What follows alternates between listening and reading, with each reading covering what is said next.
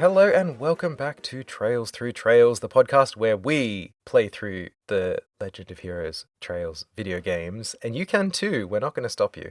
I am one of your hosts, Matt. I use he, him pronouns. And we have the host, Lex, and I use she, her pronouns. And this week we will be covering the remainder of Chapter 4 of Trails in the Sky, the third, before we continue on to, you guessed it, Chapter 5. But that's next week's problem.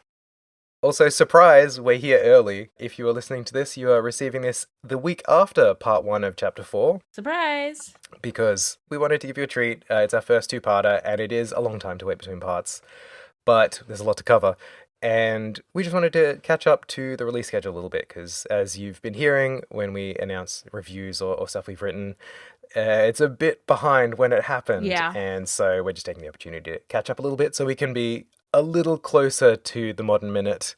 Still not going to be doing breaking news, here's the latest video game stuff, but we were just feeling a bit out of sync with modern reality. We jumped the gun and started recording like a little earlier than we should have based on Yeah. when the art was going to be ready and all that. We just got excited to play. So we were like, we'll just start now. And then realized like a month in, we're like, oh, we still haven't started posting yet.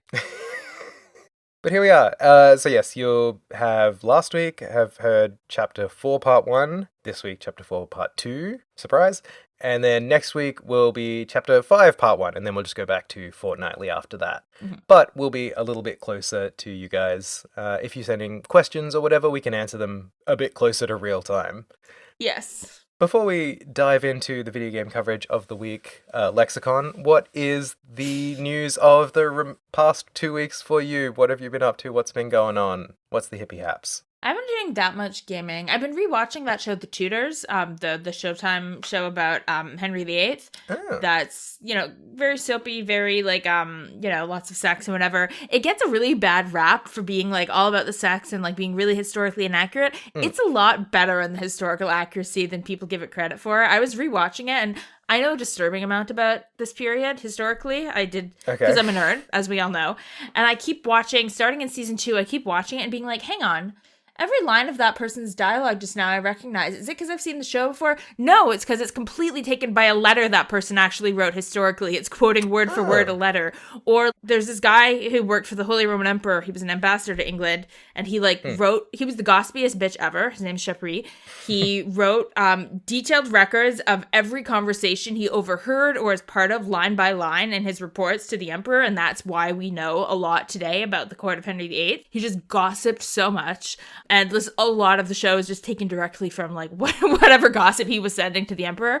So I just wanted to shout out the show, I guess, for doing some research starting in season 2. In my mind, I was like, oh yeah, it's kind of lowbrow. And then I was like, it actually, there's some good stuff in there.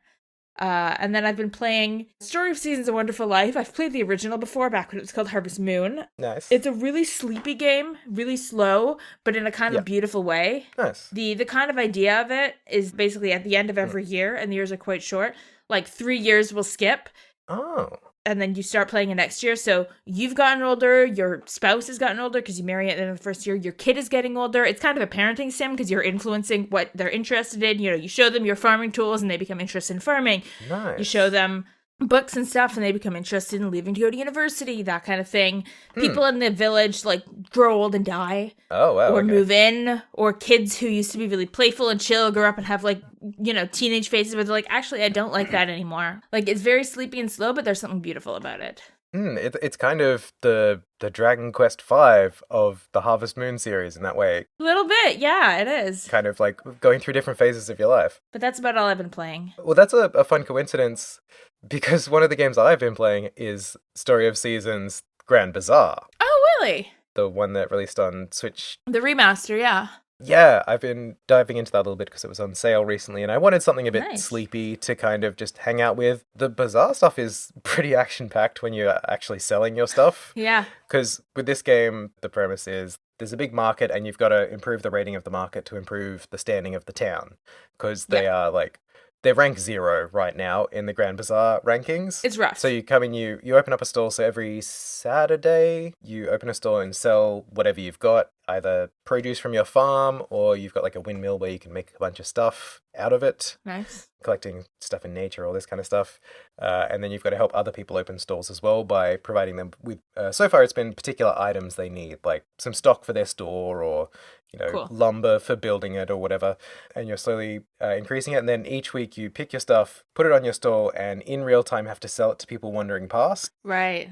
You bell your ring, you have X number of slots you can kind of put stuff out, and people will either walk up and buy a couple of them, or they'll say, oh, do you actually have potatoes? Because you've got them in stock. And then you just swap them out on your table so they can buy them. Nice. And then you just keep attracting people. But there's crowds going past, and you've got to be moving very quickly.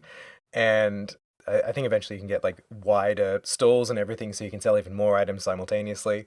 Yeah, you've just got to try and sell out every Saturday. Nice. And use that money to buy stuff, because you're not dropping things in like a hamper every day to be sold overnight in this one. You're Right. stockpiling them for the Grand Bazaar. Like, you can sell stuff in town, but I don't think you get the same kind of value out of it. I've seen some stuff about the game and like some gameplay footage and stuff. Does it have the same like social mechanics as other Harvest Moon Start of Season games? Like, can you get married and all that stuff? Or Yes, it does have romance options, and they are gender fluid, or whatever you would call it. Like, there are male and female candidates for both genders. Excellent. I'm glad they've kept that up these days. I felt like at the start of the game, they sort of went body type instead of male female. Right. And then you can freely choose between the voices and everything. But you do choose a pronoun. And I think they had he, she, and they, I'm pretty sure. Oh, they actually do that too in A Wonderful Life, the remake. I mean, Oh, I not love the that. original. I can't remember if it's you pick the pronouns or you pick like male, female, non-binary or something. It's a lovely inclusion to just kind of fold that in with these remakes of the games, because, shocker, Yeah. it doesn't affect the gameplay. It's just It really doesn't. one more like slot-inable gender tag when people are doing dialogue, and then it's just like, hey there, gender tag was here before. Like, easy. I'm having a good time with it. It's nice for a little bit of downtime in between more hectic games. I've been playing the DLC for Atomic Heart recently, which was that weird, trippy kind of Russian first-person shooter from a few years ago with all the Right. Yes, I do remember it now. sort of comically designed robots. I haven't played it, but I remember the trailers. It was fun. Like, I played it a few years ago. I think it was like on sale, or it was on PS Plus or something. It was a great time, and the DLC pack was on sale, so they're about to release the fourth one. So I grabbed it, played through the first three in rapid order, because they're only like 2 hours each. And then it's very clear that the third part is introducing all the characters who are going to be part of Atomic Heart 2, because you very suddenly have like an ensemble cast. And then part 4 is the final DLC, Blood and Crystal, or Blood on Crystal, which is clearly like setting up for Atomic Heart 2's premise, whatever it is, because they've released one trailer and it was just a bunch of weird stuff happening. But I think we're going to space, so that could be fun. Fun. I've been playing through that. The best part about Atomic Heart is the translation is so weird. I think it's very literally translated from Russian, because there's a lot of turns of phrase that don't quite work, and the dialogue always sounds jilted, because I don't think they've kind of naturalized the English. It's just... Gotcha. It's just exactly what a Google Translate would do. Yeah, because it can get sort of colloquialism or whatever. So every scene just feels a bit unreal, which is great, because at least one of them does take part in the dream. So it's fun, it's very weird, I never quite know what's going on, but you like shoot and stuff, and that's fun. I also finished up the post-game for Pragmata, and got, there's like, they call it a secret ending, but you do all the challenges, you get the final stuff, and then there's like a key item you can carry into the final battle, which changes the outcome a little bit. Skip ahead 15 seconds if you don't want to be spoiled on it. Anybody? 3, 2, 1, here we go. It adds one line of dialogue right at the end of the credits. And it isn't very clear what it means. It just kind of implies that there's stuff going to happen. End of spoiler. So I did that. I got an achievement for it. Great.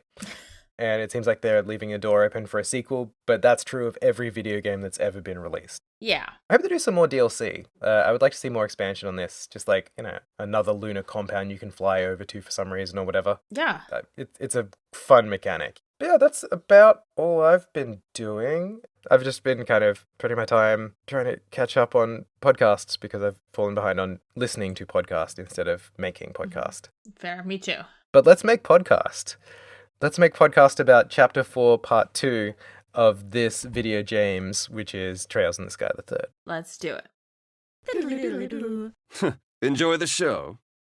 So where we left off last time, St. Croix Forest had just opened up.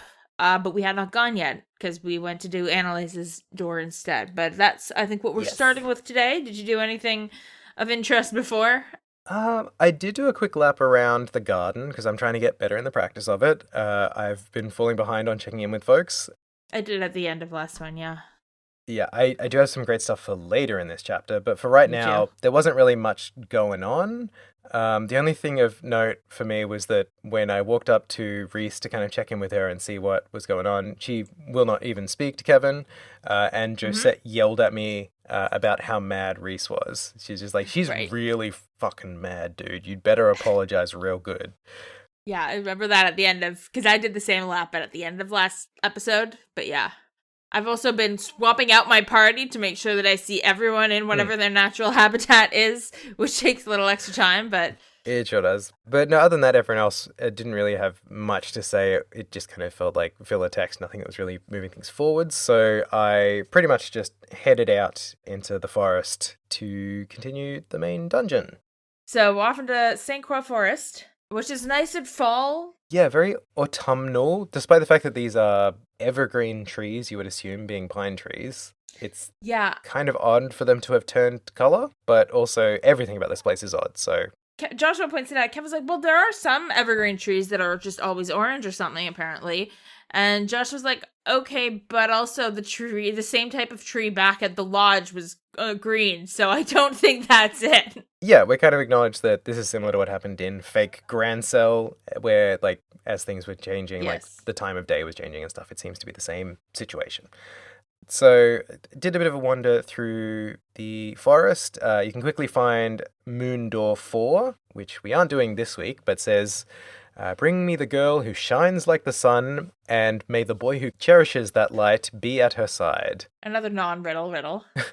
Bring us Estella and her wife guy, basically. Yeah, exactly. So alas, we have a wifeless guy right now. We'll have to circle back to this moon door. But we've got 2 moon doors to tackle this week anyway, so we don't need another. Thank you so much. On the way along, I just want to shout out one chest, because I'll forget about it. This chest is empty and it smells like old people. Okay. I don't remember that one. I must have forgotten to check one of the chests. Yeah. I did get another tired translators one. Please save us from these treasure chest messages. We're out of ideas. Yes, I saw that one. Oh, there was one where you get a recipe for sludgy cookies, one of the battle recipes. Right. And the chest message after you pick it up is, the aromatic hickory lining of this chest permeated the sludgy cookies with a mouth-watering flavor. Yes. So I guess we have hickory smoked sludgy cookies. I don't think that makes them sound tastier. That too many things are going on. Sludgy sounds bad enough, but now you have 2 busy sludgy cookies, which is somehow worse. Yeah. Basically, we walk through the forest and like fight monsters and stuff, and then have a surprise encounter. Yes. We hear someone struggling off to the side, begging for forgiveness. Familiar types of language coming from this voice. Yes. Wouldn't you know it, it's Boss of the Year, Gilbert, back at it again with a new hit, which is... being crucified. Being crucified. By a bunch of rat monsters. In this shot, it really looked like the rat guys in the Nutcracker, you know, like the rats that come to life at night and like fight whatever. They've bound him up and like to crucify him on this like wooden like stake thing. Like he's either being crucified or burned at the stake. Yeah, it doesn't look like he's having a good time. So we unfortunately come to his defense, and no one in the party's really happy about it. Take down the were-rats, it's just like a standard party mob, so it's a little embarrassing that Gilbert couldn't stop them. Yeah, they take like 1 hit by Annalise at this point. I had been running back and forth in the forest a bit because I needed to, as always, stack up a bunch of time sepith to get all the quartz I needed. Of course. There's also a really good spot here where there's a bunch of shining poms. I had like a run of 5 battles in a row that all had a shining pom in them, at least one. Yes. So I was able to jack up my levels, which, meant when I came to this Gilbert fight, the were-rats were extra not a problem. Yeah. But after we beat them down and sort of uncrucify him, they're like, how did you get here ahead of us? We're like 2 planes away from where we saw you last. He's like, well, you see, because of my genius in strategizing, I had the vanish condition cast on me in a battle, and I ended up here. Like, They say that he fell through one of the teleports that sometimes appear, and I was like, Yeah. they're not talking about, like, the summoning circles, because that wouldn't take someone away. They're just talking about the vanish battle condition, where sometimes you hit an enemy and they disappear for a couple of turns. He just got bonked by a were-rat or something and ended up here as the other end of that vanishing. Because he didn't have any party members to, like, keep the battle going long enough for him to reappear. They won't let us send out a single person in our party. We have to have a full party. But man, if we could send out one person, maybe we could, like, speedrun this whole cube and go right to the end. Yeah, because the difference between us and Gilbert is we've got the cube which registers fast travel points. So if you just say, hey, party member, give it a try, see where you end up, and then just warp back, we've got all our fast travels and we can speedrun this dungeon. Hell yeah. And that was another chest that I got. It was a chest that had new weapons for Joshua. Right, and when you open it, it says, I hope my contents were speedrun worthy. Yeah. Does that imply that the chest contents change depending on how fast you get here, or just flavor text? I think just flavor text. Because I know we've had, like, variable chests. I don't think that the speed at which you get there does it. I guess maybe that you took time out of your speedrun to open this chest. Oh, yeah. We also learned that the reason that Gilbert was getting crucified is he tried to steal the food from these mice. Yeah, he showed up at the cliffside near the Locle Canyon Guild building. It sounds like he camped out there for a while, because when we arrived, it seemed like it had been recently occupied, right? They mentioned that there was, like, warm fire or something. So it sounds like Gilbert showed up, decided to squat there, ate all the food that was available in the Bracer Guild, got hungry, went and stole from a bunch of were-rats, and immediately got caught. Which suggests that he's planning to be here for a month? Yeah, he's just kind of accepted this as his new reality. I live here now. Tragically, Joshua offers. He's like, yeah, I guess. Like, Gilbert, do you want to come and be safe at our base? We've got, like, unlimited food and water, so you'll be fine. Do you want to just hang out there? And Gilbert says, fuck all of y'all. I stole enough food to survive for a month, so I'm leaving. And he runs off. It is food from monsters, though. Yeah. How good quality and hygienic can it be? And I feel like I have a hard time imagining Gilbert knows how to cook. And I'm imagining the monsters aren't cooking their food. That's probably it. It was probably a fully stocked pantry at the guild branch, and he's just like, I don't cook. So he went to steal food instead. He would. That's for the poor. And I'm a rich secretary, former guy who went to fancy school and now is in Ouroboros. A Genis graduate does not cook. But anyway, he disappears to be someone else's problem, continue through the forest, which is pretty linear, and end in a fight with a new doppel. It is Doppel Scheherazade. Yeah.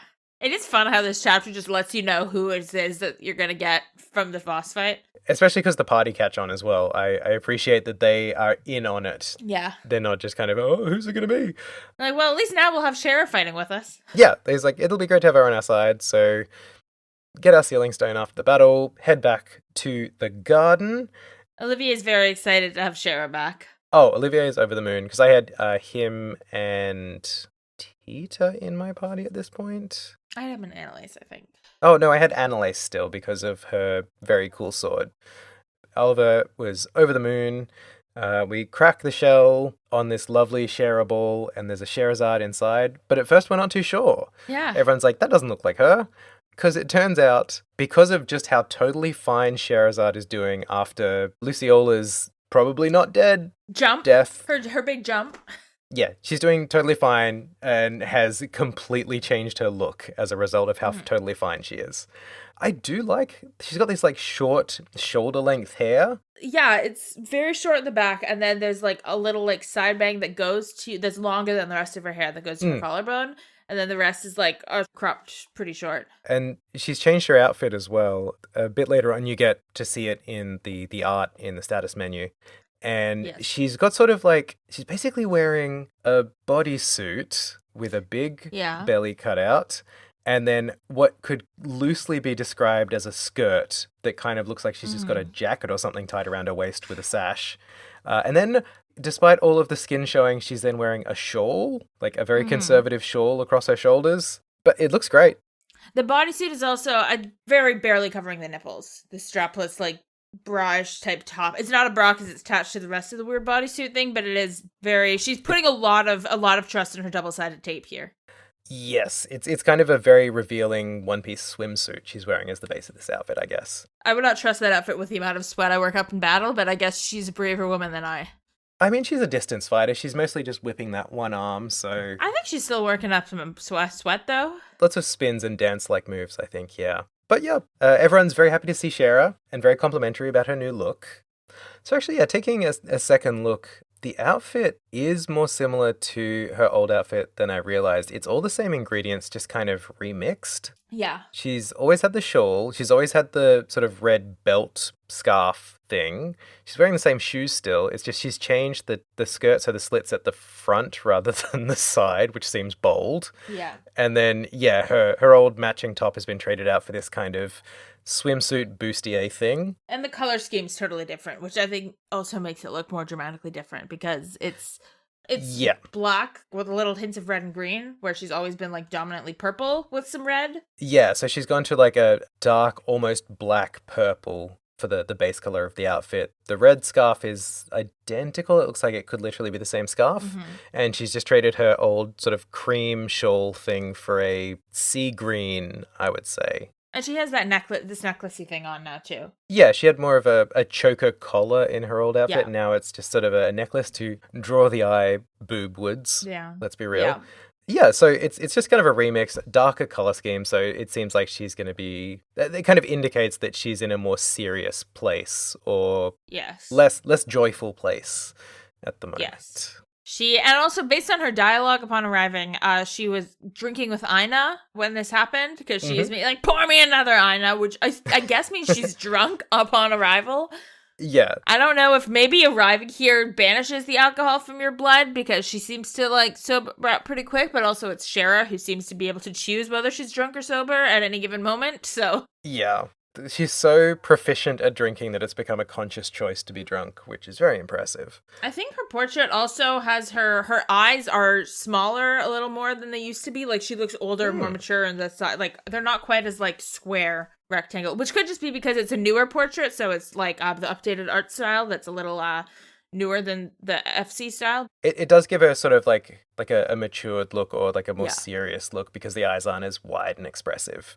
Because even though she was kind of like a mentor in the early run of Sky, she's transitioned to like I think she's lower rank than the Brights now, right? Because she was B rank. As of the end of last game, yes, she was lower rank. Well, than Estelle. I don't think Joshua was A rank. I think he's still at the lowest rank. Yeah, he's got some catching up to do.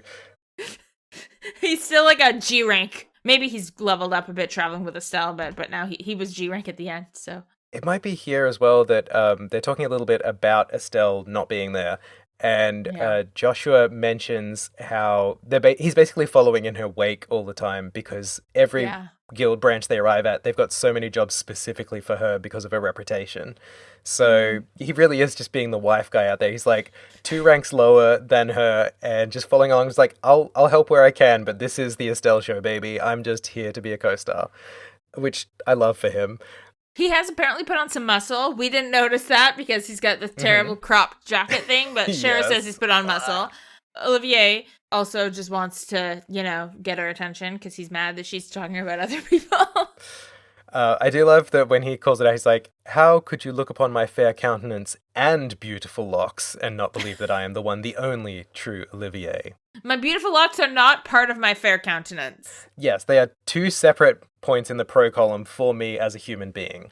And then she says, I said under ordinary circumstances, Olivier, there's no need for dramatics, which is funny because this is a response to her saying that, he has a point. It's just that this is an abnormal circumstance. She's not saying you're an idiot for thinking that your beauty would make you believe I'm real.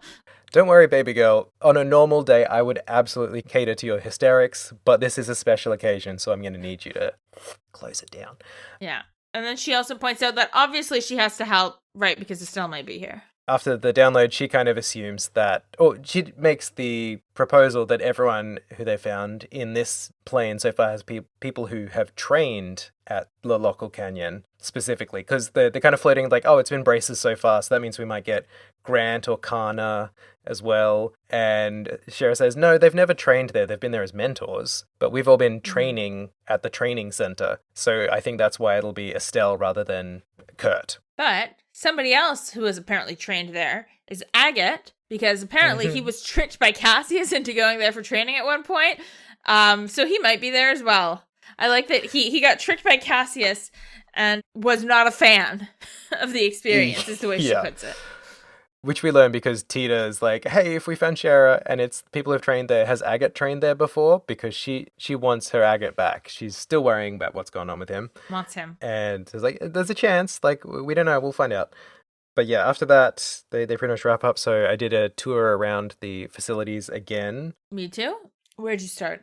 Over in the spot where we first started in the Hermit's Garden, Reese is listing off all of Kevin's faults to the other girls. Yep. Who believe it all. They're like, I didn't know he was that horrible a person. He's selfish, he's arrogant, he's self-centered. He also needs to act like he can handle everything by himself at all times. He's just a sorry excuse for a human being. And Kevin obviously not feeling too great about this. I do appreciate that Annalise was off to the side because I'd trade her out of the party, and she's just like, she's so cute when she's angry. Cute, normal, cute, angry. Love it. I also love that if you talk to Reese again, she lists the diatribe again, but then says, and since you're so rudely eavesdropping, I don't want to talk to you. Go away to Kevin. Yep. And he's like, I should get out of here. I had flashed through that dialogue because I'd been, fast clicking. Yeah. Because like, oh, it's the same dialogue. And then I was like, no, there's a different line at the end. So I had to make her say it twice, which was just Kevin being extra annoying. Yeah. Like, please talk to me. It's like, go away again.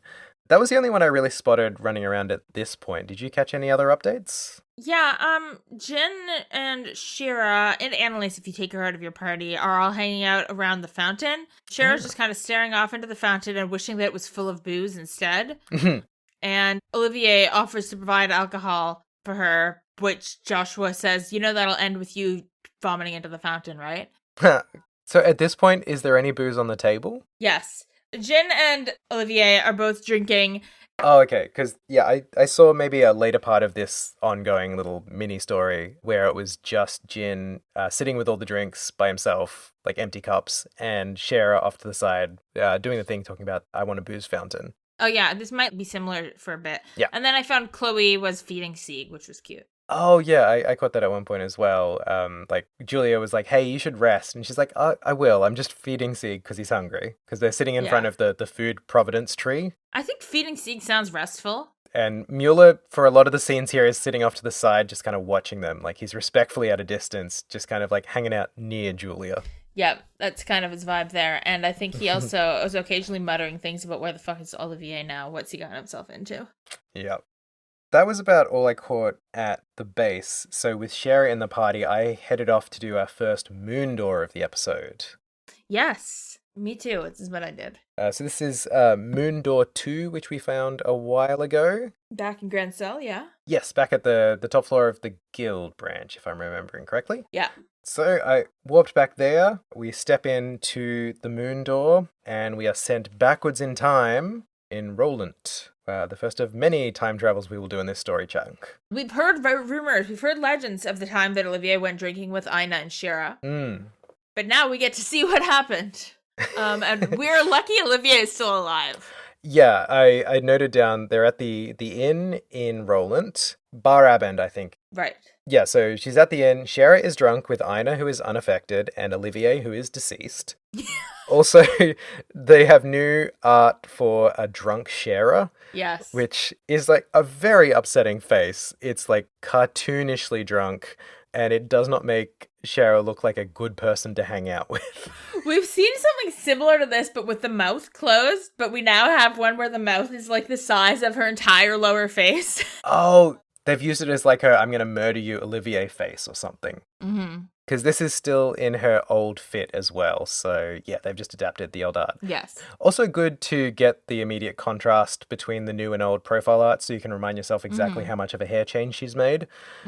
Because let's not forget, she had the very long hair tied kind of into like a ponytail right at the bottom. Like a braid thing, yeah. Yeah. And Jin says, when I was running around and he was out there, he did comment that she had been growing her hair out since she was in the troupe, in the traveling circus troupe thing. So the fact that she chopped it all off, like, it was like a deliberate thing to not cut it for a long time. So that's a pretty shocking change for her to make. Cutting off this much hair is kind of the anime equivalent of giving yourself bangs. Yeah, pretty much. Because obviously you have bangs already. You're an anime character.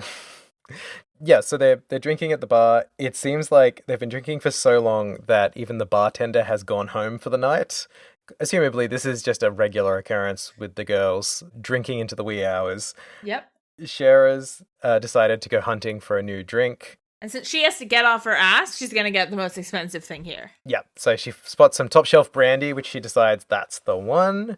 Ina's kind of objecting, even though she's just as drunk. She's like, hey, we both know Olivier can't handle that right now. Maybe go for something lighter like fruit wine. Give her a chance to not die of alcohol poisoning, because this is a murder attempt. Whether she knows it or not, she's going to die. Yeah, because she walks back over and says, come on, Olivier, time for a drink. And then does the alcoholic equivalent of waterboarding him. She brandy boards him by pouring the bottle directly on his head. While saying, booze, we're talking booze, baby. The class has left the room for Sherazade Harvey in this moment. So she pours an entire bottle of expensive brandy on Olivier's head. He passes out again, possibly drowns. I also like that throughout this scene, the wine glasses keep emptying and refilling. Like, it's a subtle touch animation-wise. Yes, they do add that as a new touch. Like, when she's pouring a drink, like, they transition from, like, the empty glass to the full glass, which I don't think they've really bothered to do before. I don't think so. They used it a couple times, so obviously whoever was doing this scenario was really excited about the new effect. Yeah. It's at this point that we jump back in time 5 years. Sharon and Ina say something about, remember how much you drank the first time we met? And then that kind of summons them to the first time they met 5 years ago in 1197. And we have our third profile art for Shara for this chapter. Yeah, I was really excited because obviously it's a younger Shara, so we get sort of an aged down version of her old outfit. Shorter hair and sort of visibly younger. Also, they included in the gameplay, she's only level 10 at this point. Yeah, she's a baby. She's still a junior bracer, but a whole new set of sprites. Yeah. Very impressive that they threw this much into Shara. I was just going to say, she was 23 in FC, so that puts her around 18 here. Yeah, so she's a junior bracer, but she's doing it a bit older than Estelle and Joshua did. Yeah. Oh, we're young. Yeah, it's like the day they could. It's like, I've just turned 16, it's time to get my driver's license immediately this afternoon. Yeah. Whereas she kind of came into it later as a transition in her life, as we'll learn a bit more about. We also get an update on sort of the situation in Labelle at this point in time. It's been 5 years since the 100 Days War, so things are just barely sort of getting back to normal around the nation. But we have a big problem with corruption in the military. And that won't go away anytime soon. No, we just get better at hiding it a little bit. But yeah, it seems like everyone's under someone else's heel. They're all in it for themselves. It's not really about protecting the country.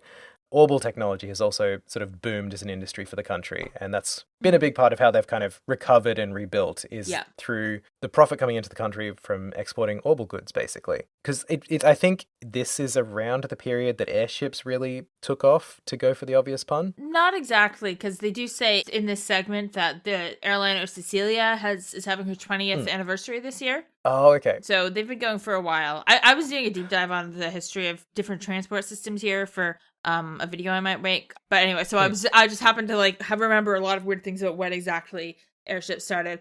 I think personal ordnance, though, like stuff in your house, was really getting bigger around this point. Like, I think as opposed to I think people having personal ones for various reasons, where like lights and stuff like that was more common. And I note that Shira does not seem to have a tactical ornament at all in this chapter. True, yeah, she doesn't have any magic. She doesn't have EP either. Like, it doesn't load up, which is supposed to be a thing that comes from using an ornament, having EP. Yeah, that's true. Because the way I'd sort of read it, just through implication, was the big thing that helped resolve the end of the war was when they had those lighter aircraft that were able to drop the bombs. Patrol airships, yeah. Which I would then sort of extrapolate that lighter, smaller personal aircraft meant that they were able to make passenger aircraft more of a thing because they weren't such a military-focused device anymore. And that's what sort of proliferated airship travel and sort of people owning airships like the Capuas to really boom the industry.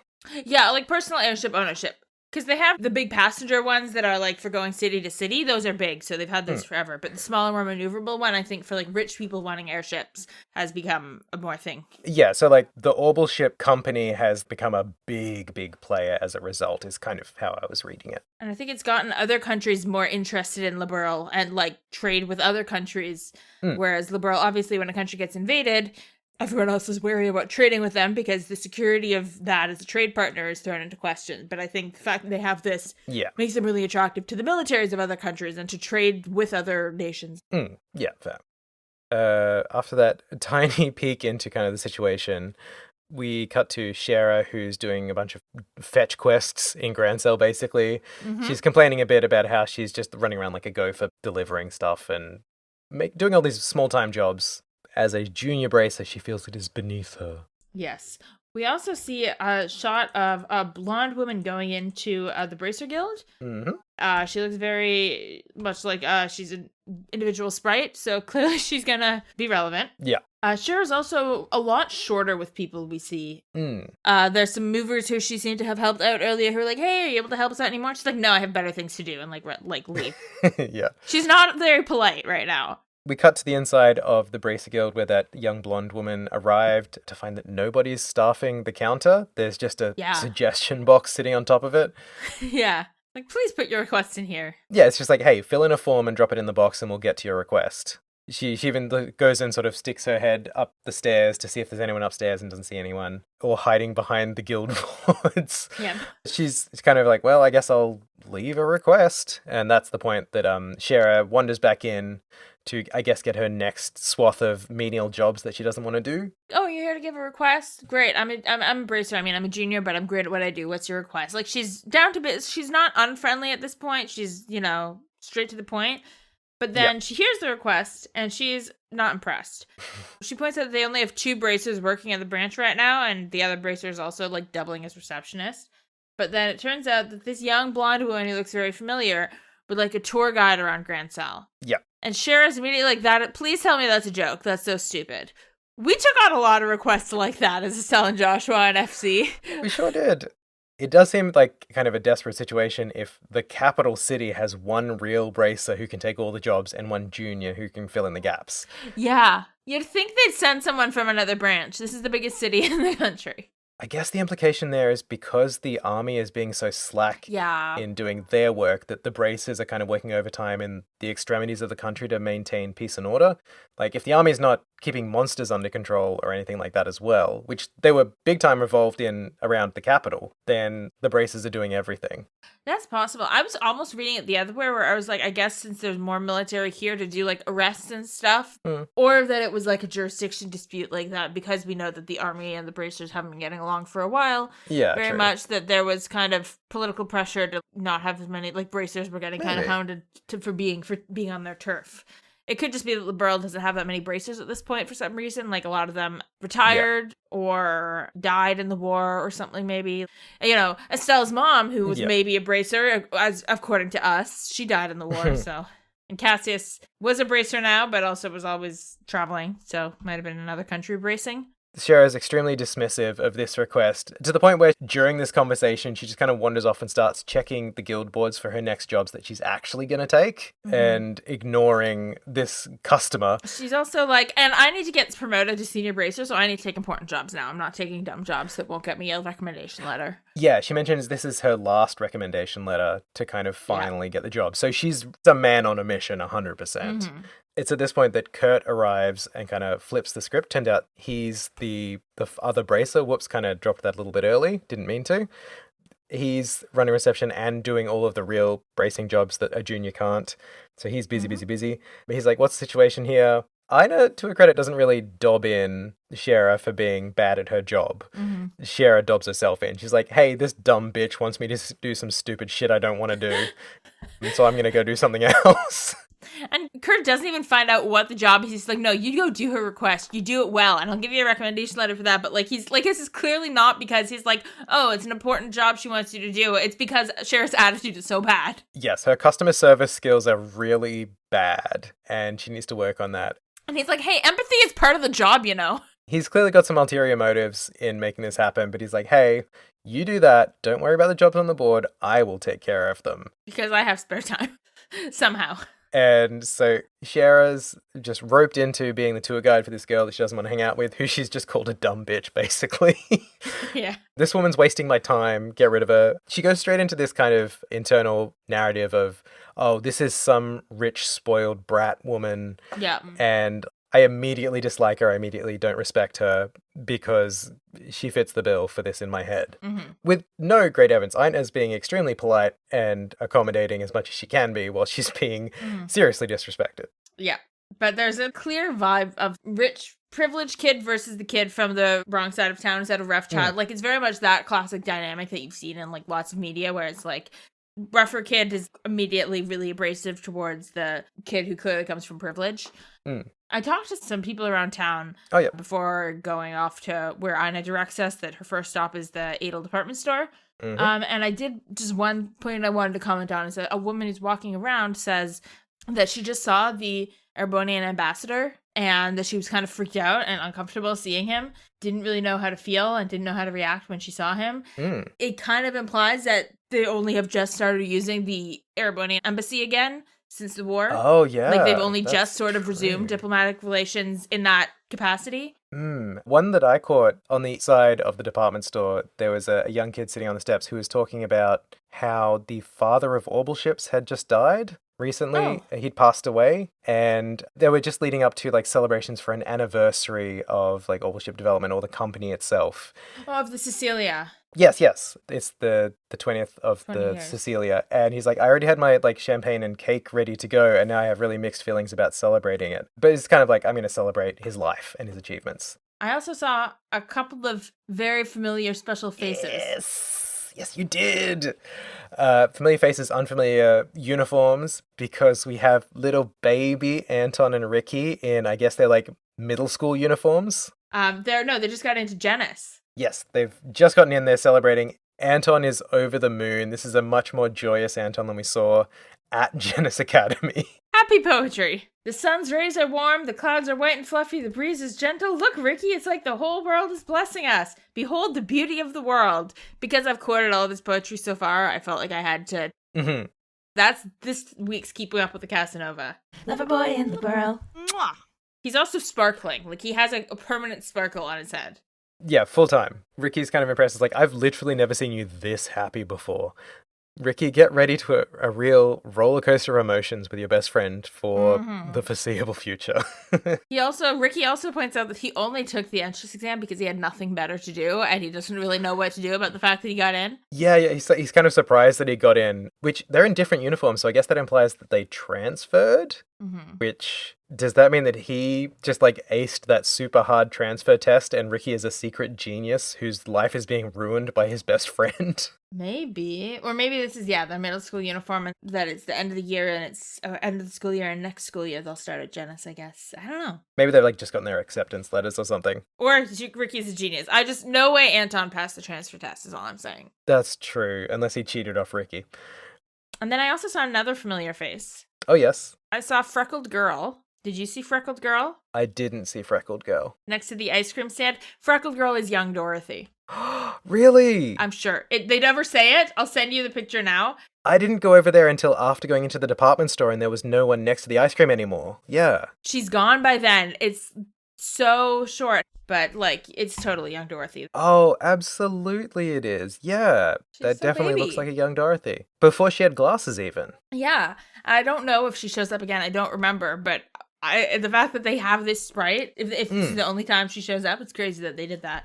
But also, I just like seeing her. She's got custom like profile art and everything, so they definitely took the time. It sounds like she's fairly new to Grimsel because she says she's been going to all of the like secret gems that books say, like travel books say, that are in Grimsel, but she's getting bored of it. Well, that's like a nice kind of rounding off to her story. She was inspired to come here by like recipe books and location books, and then she becomes a photographer and contributes to the one at Labelle News, doing all the recipe photography. Good old Dort. And it's also nice book art, because we'll, later in this, mild spoiler for literally this same moon door, we'll see Niall for a brief moment, so it is kind of nice that we get both of them in this. Where were they then? Yeah. So yeah, I finally went into the department store. Cheryl's assuming we're here to shop for pretty dresses or whatever. She's like, of course the rich girl wants to spend all her money right away. But Ina says, oh no, I need like recovery battle items. And then we noticed a pair of twins walk into the department store, identical redheaded men in the same suit, which Ina doesn't seem happy about. Are these the same sprite, like different uniforms, but the same as those like octuplet guards that we fought on top of the castle years ago. They reminded me of them. Because we had the undercover Jaeger Corps in the intro to the game on the airship who were in suits, but they were different haircuts in the same suit. I think so. These guys are identical. Yeah, these men in black walk in, and Ina immediately clearly wants to leave, but doesn't say, let's leave, because of these guys. She says, I want to go try this ice cream place. Let's go now. And she drags Cher out.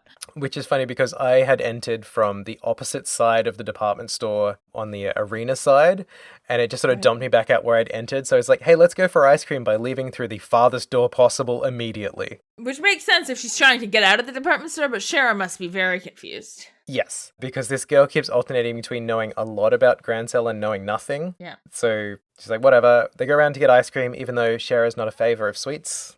Added to the confusion about her messaging is Ina says, this is a famous ice cream place I want to try. When I talked to Sorbet, the restaurant owner, moments ago, she was saying she just started setting this up pretty recently. She's a student. She started doing this part-time. Somebody else in town was saying this is a new shop they've never seen before. So Ina being like, hey, this is a famous place. It's not famous. Yeah. We've said this, I'm sure, before, but it is Ina, the blonde girl. I don't think we ever said. Yes. But yeah, so we head over to get ice cream. Cher is forced to eat an ice cream even though she doesn't like sweet things because Ina's not listening. Ina also kind of drifts off for a moment and notices the clock and is like, it's almost noon, only 24 more hours. Might be risky, but I'm gonna try. And then kind of drifts off, and Cher starts scolding her for the fact that she just zoned out while Cher was talking to her. At which point she's like, we have a new objective. I left something in my hotel room that I need to get. Cher clearly is not buying it. She's like, there's something that she's hiding. Yeah, because she also says, let's go to the hotel, but via the south block. I don't think it lets you go straight to the north block using that shortcut up the top. Mm-hmm. So you have to go the long way around, get up to the hotel, and Ina's on lookout again. She just walks past it. Yeah, she walks straight past the hotel entrance to look around the corner and sees more of these same red-headed men guarding the way to the castle. And Cher is getting suspicious at this point. At which point a man in black steps out of the hotel as well and looks and says, I know you, you're the one we're looking for, and pulls a gun and points it at Ina. So Cher has to step in and fight her. We do get Ina in the battle as well as one of the sort of NPCs, though she tries to attack. She tries to hit them with her bag. Yeah, she's been carrying this suitcase the entire time, and she can swing it at them, and it can connect. It can. It usually misses. Yeah, and it's very good. She's like, take this, and then it misses, and she says, huh? Huh? It's great. No wonder she needs so many recovery items, because her battle style is not very effective. But we knock the guy down without alerting the other ones at the entrance towards the castle. But more guards come out afterwards while she's sort of fucking around, not telling Cher what's going on. And they shout, and that draws everyone into the fight. Yeah, that's not looking good for us.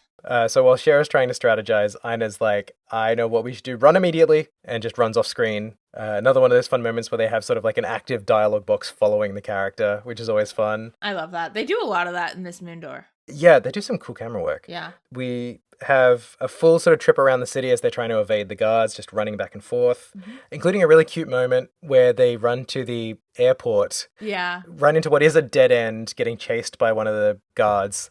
And turns out they've hidden under the staircase, and they have this cute moment where they slowly sort of try and sneak around and get away from them. Yeah. Just great use of minimal resources to tell the story.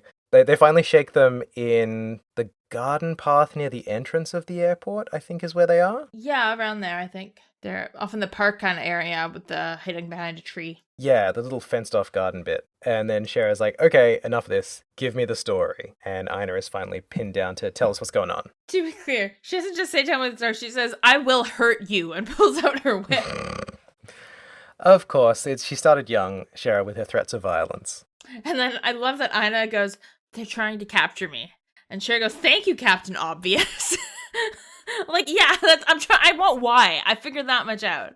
I'm asking for context. And the context is that about a month ago, Ina's grandpa, who she lived with, passed away and left her everything. Mm-hmm. He has willed everything to her, including his business. And he was quite wealthy. But she doesn't gain full access or control of it until she's 20, so she's a bit younger than that at the moment.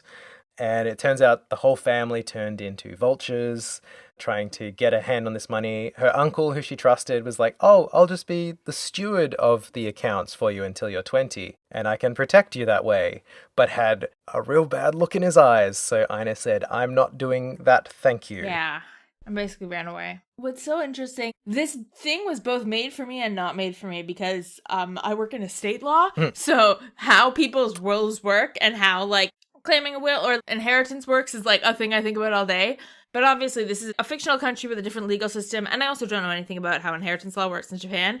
But there's a weird thing that it kind of sounds like she can register herself somehow as the claimant and the heir before turning 20, but she probably won't have full control. It's a little unclear. But the other thing that's said is that if something happened to her, there's no backup in the will. Usually in a will, you would write, I leave my stuff to X, and if X predeceases me, then I would leave it to Y, you know, and at least one backup, maybe a couple. It doesn't sound like there's anything here, because if she's dead, then it sounds like it would be treated as though he died what's called intestate, which means with no will, and it would just be divided down the family line kind of equally. So a lot of the family are trying to get their hands specifically on it, but worst case scenario, if Ina's not around anymore, they at least get some of the money. Yeah. So she's had people sort of trying to track her down a lot. It's not just a big family, because a lot of them it's not just one family member after it. Like, it sounds like all of her family members have been trying things. To the point where it's kind of unclear what family member is sending these people after her. She just knows that she's under threat from the family. Yeah. But they get interrupted at this point because one of the guards going past maybe catches wind that they're there.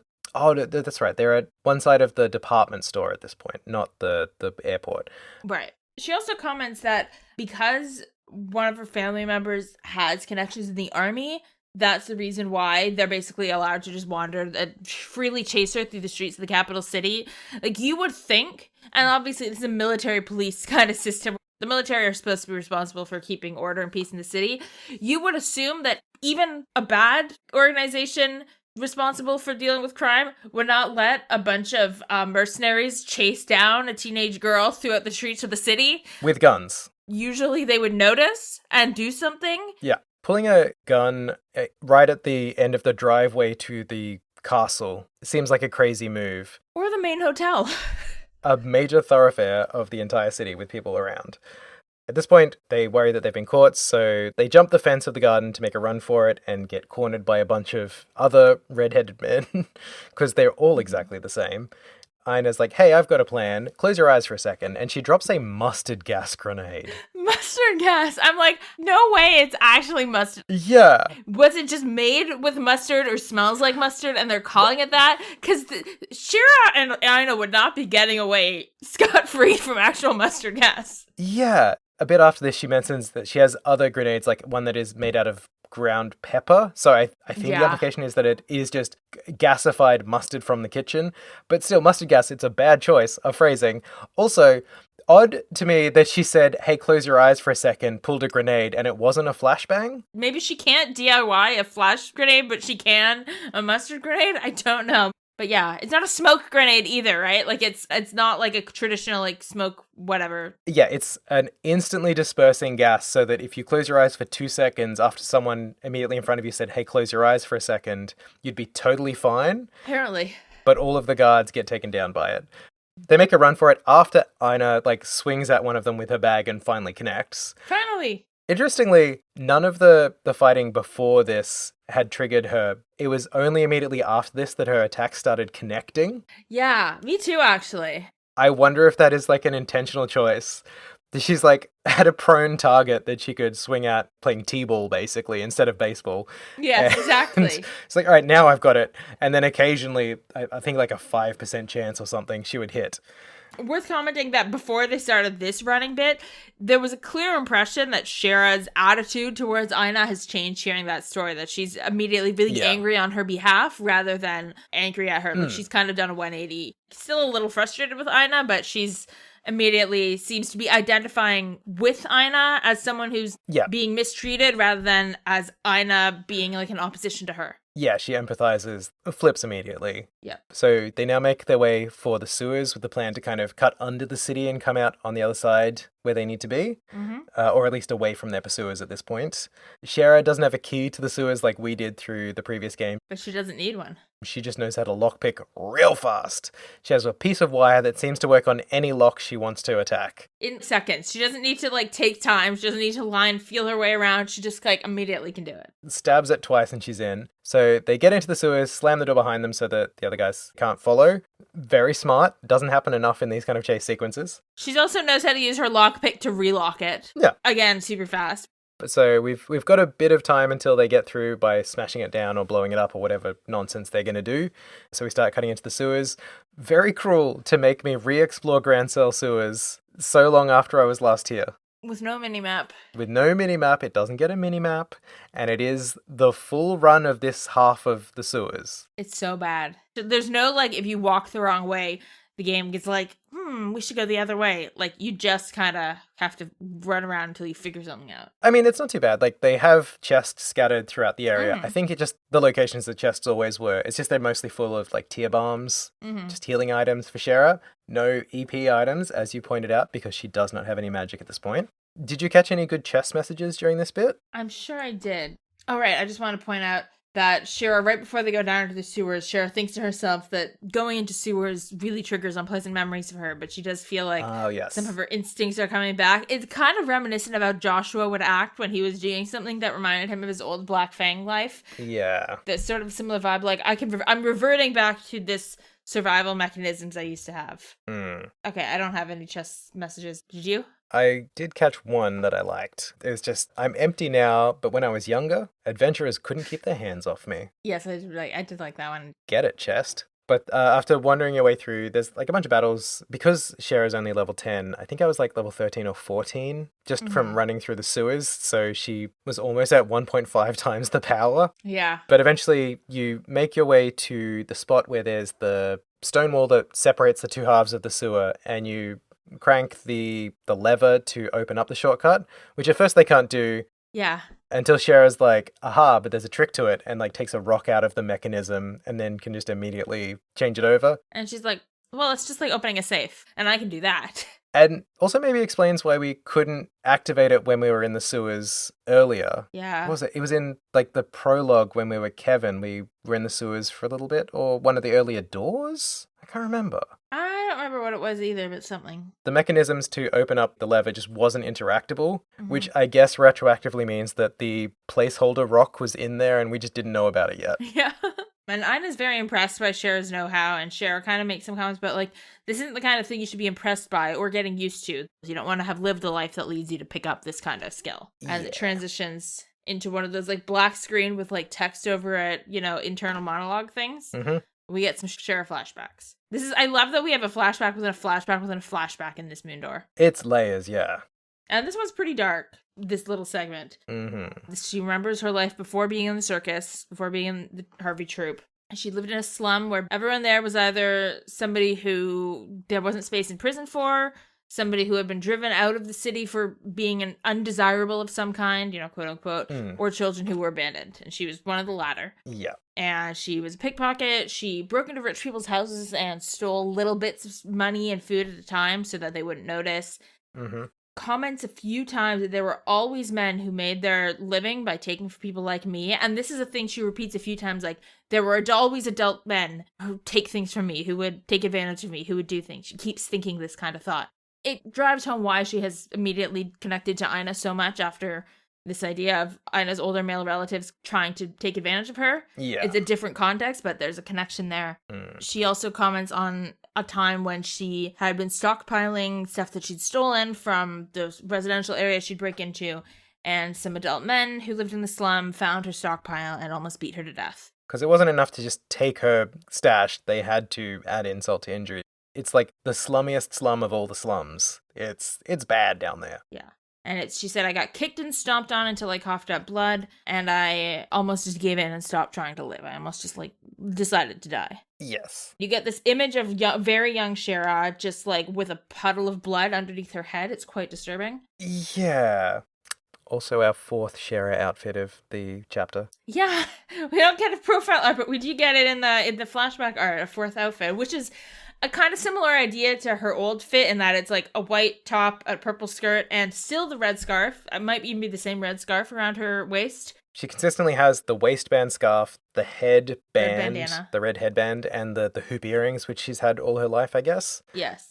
Yeah, it's a rough image. They've really been Yeah. going for it with some of the additional art. And it just kind of spins in a circle as she just kind of repeats that how much she hates herself. I hated myself. I hated what I did for a living. I hated who I was. I hated that I lived like this. It's like she's spiraling in self-loathing as the image spins around in a circle. It's a rough time, and she's apparently just been locked in on this memory, staring off into space in the Grimsel sewers. Before we get back, she comments that the reason she became a bracer was because she was afraid that if she didn't commit to being a bracer, she was going to end up back in these slums.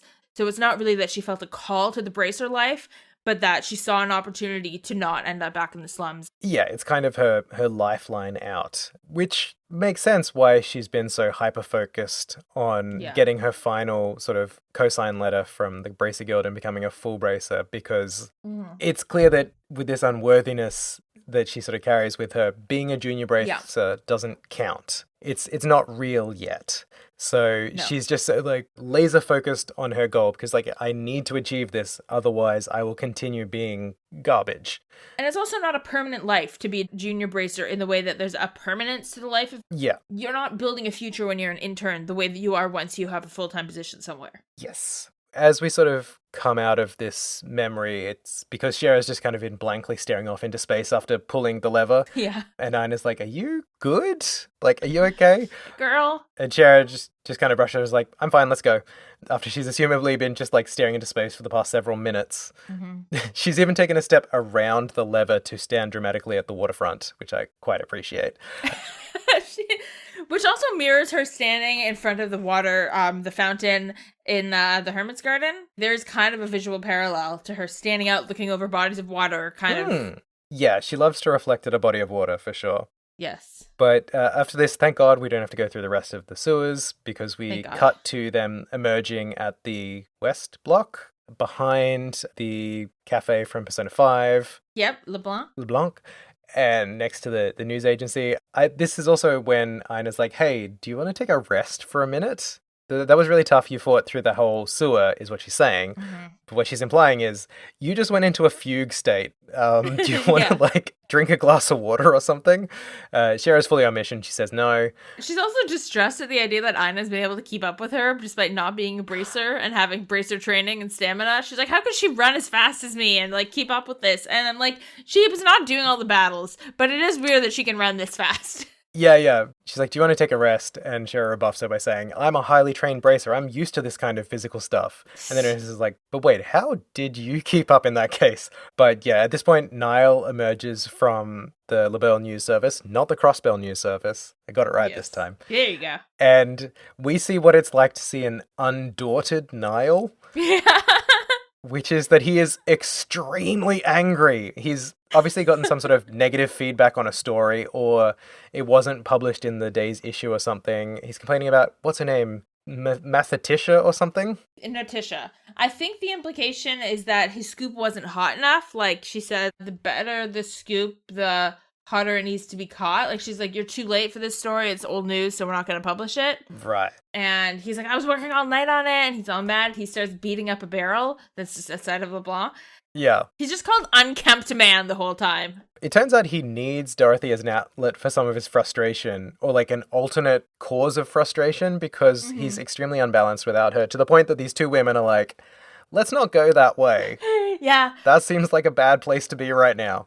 They're like, maybe he's speaking in code, just like those guys from before who, because the Jaeger, or we don't know they're Jaegers yet, but they're Jaegers, set a code, like, I forgot to feed the birds, I think it was, that was the cue. So like, oh my god, maybe his weird comments on hot scoops is another code word. We can't go that way, so... I don't know, maybe we would have gotten out of this whole situation way faster if we hadn't been afraid of Niall. And then we have to hide out. Oh, right, and then Cher's like, look at that man's eyes. He doesn't look like a man who makes an honest living to me. And Ina's like, you're so right. He doesn't. What a creepazoid. another reason that he needs Dorothy by his side to just kind of like balance his image. Yeah. They try and cut around, but the men in black are on the move, so they end up hiding out in that house that was for sale for a while, and then had the Sepeth store briefly. They kind of camp out in there pretty much until the evening because the guards start just like patrolling the area. Mm-hmm. You do get a fun scene where we sort of track Niall leaving the area, sort of going rack 'em, frack 'em, blah, blah, blah, grumbling. I need more nicotine. He walks straight past a group of 4 identical men who are talking about patrol routes, does not twig to anything going on. No wonder he's not getting the good scoops. That is a story, my guy. Yeah. He's like, there's always octuplets plotting in Grimsel. No one cares. Though I wonder, like, he's written a lot of stories in the narrative so far about, like, corruption and, like, political intrigue. Mm-hmm. If the army was so much more corrupt and in it for themselves back in the day, was his story maybe suppressed by the newspaper because it was about someone in power who paid it off? The corruption's so deep that, like, the news is no longer free press? I mean, it could be that, or it could be that this is a Niall who hasn't really found his beat yet. Like, he hasn't really figured, locked in. Like, he knows he wants to be a journalist and he likes doing journalism, but he hasn't really figured out what it is that hooks him and, like, is supposed to be younger and... Yeah, maybe. He's sort of that indeterminately slightly older character. But yeah, we follow him out of the scene and then he doesn't register anything, so I guess we'll just have to wait for the Niall door before we learn more about his backstory. Oh, he's canonically 30 in FC, so I guess he'd be like 25 now. Yeah. And new to the workforce, relatively new to the workforce. But in anime, you could be middle-aged with 3 adult children by 25. Like, I don't know. Yeah, he's just sort of a young, hot-blooded reporter at this point, I guess. Still going for his, like, big win. Yeah. But he still looks as old as he always has because he's been smoking the entire time. Mm-hmm. He needs more nicotine to help with his blood pressure, he says, and I don't think it works that way. But while we're trapped in the house, Shara finally demands the full truth of the story from Ina. It's like, we're not getting interrupted this time, so tell me what the fuck is going on and what do you actually need from me? Because you're clearly hiding more things, and you didn't tell me everything with that story. Ina sort of relents and admits that she is an heiress, specifically to Mr. Orbleships, whose name is something Holden, Saul Holden. Yeah. Saul Holden, the father of Orbleships, is her grandpa, who she used to live with, who passed away. She's the heiress who's set to inherit everything, but she's sort of grown up in the shadow of that inheritance because the whole family's been eagle-eyeing her entire life. Well, it sounds like nobody knew she was getting everything until he died and everyone saw the will. Yeah. It sounds like she was like, I knew I was getting something from him, but I had no idea I was getting everything. Yes, because he passed away. She was living alone in the house for a while until like the contents of the will became public knowledge to the family. At which point, family members just started moving into the house with her. And it sounds like it was basically a murder house from then on. She'd get tripped down the stairs and get stuff put in her food. And she was like on constant edge. Yeah. Just like her family trying to murk her at every opportunity, basically. Which I'm not sure of the time frame of this. If he only died a month ago, as they said earlier, like this all happened very fast, or the time frame of this is being reported to us inconsistently. It sounds like she was kind of like resented by the family because they had an assumption she would be getting a decent chunk of the will from being the beloved live-in granddaughter. And then as soon as the opportunity arose, because grandpa was dead, they all just started descending communally and against each other, working to kill her because if she dies, they all get something. But then I guess the family figured out like, oh, if I do the deed, I can make it so I get everything. So like cross-competing. I could force her to write a will saying to get her, what she owns goes to me and then pass it through that way. Or I can try to become like her guardian and get it through that or something like that. Yeah. Because she's still only a teenager.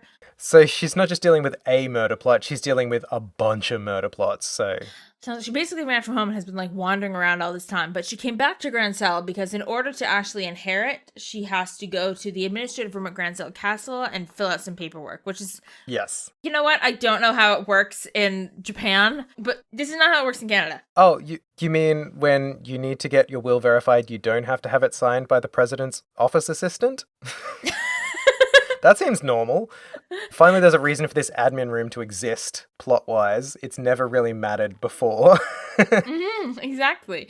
I kind of like the idea that we're actually seeing that Grimsel Castle works as like an administrative government building, the way that like most people at some point have had to go into, whether it's a municipal like government building or You know, and I like that the castle that the queen lives in actually serves as like The DMV. A government building and not just a fancy house for her.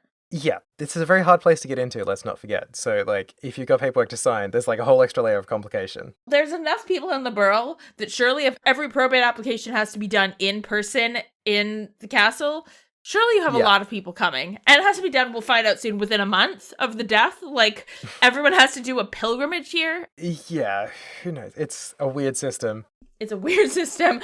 Trust me, I'm holding back so hard because I'm like, I can't even speak for other real countries, let alone a fake country system, but oh boy. But regardless, kind of getting the full story, Shara's like, if you just told me this to begin with, we could have been on track from step one.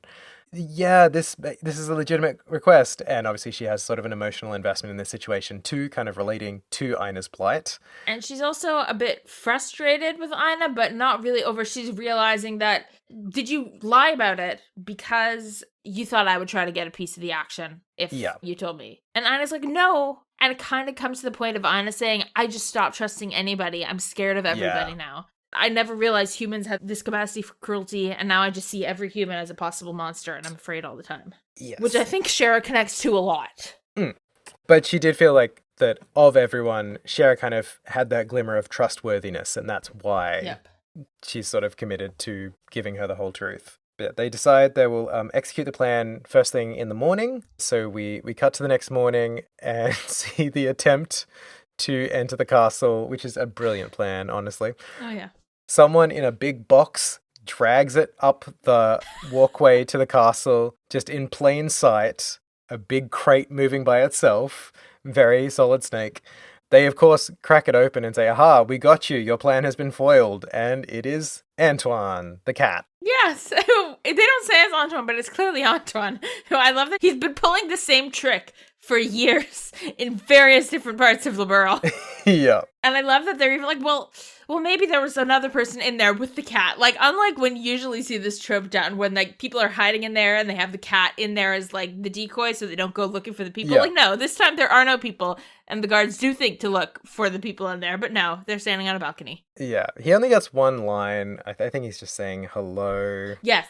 Nya-un, with a tilde in the middle, is not in the dictionary. There's nyaun with two, which is an expression of caution, but they've stopped having proper translations. Oh.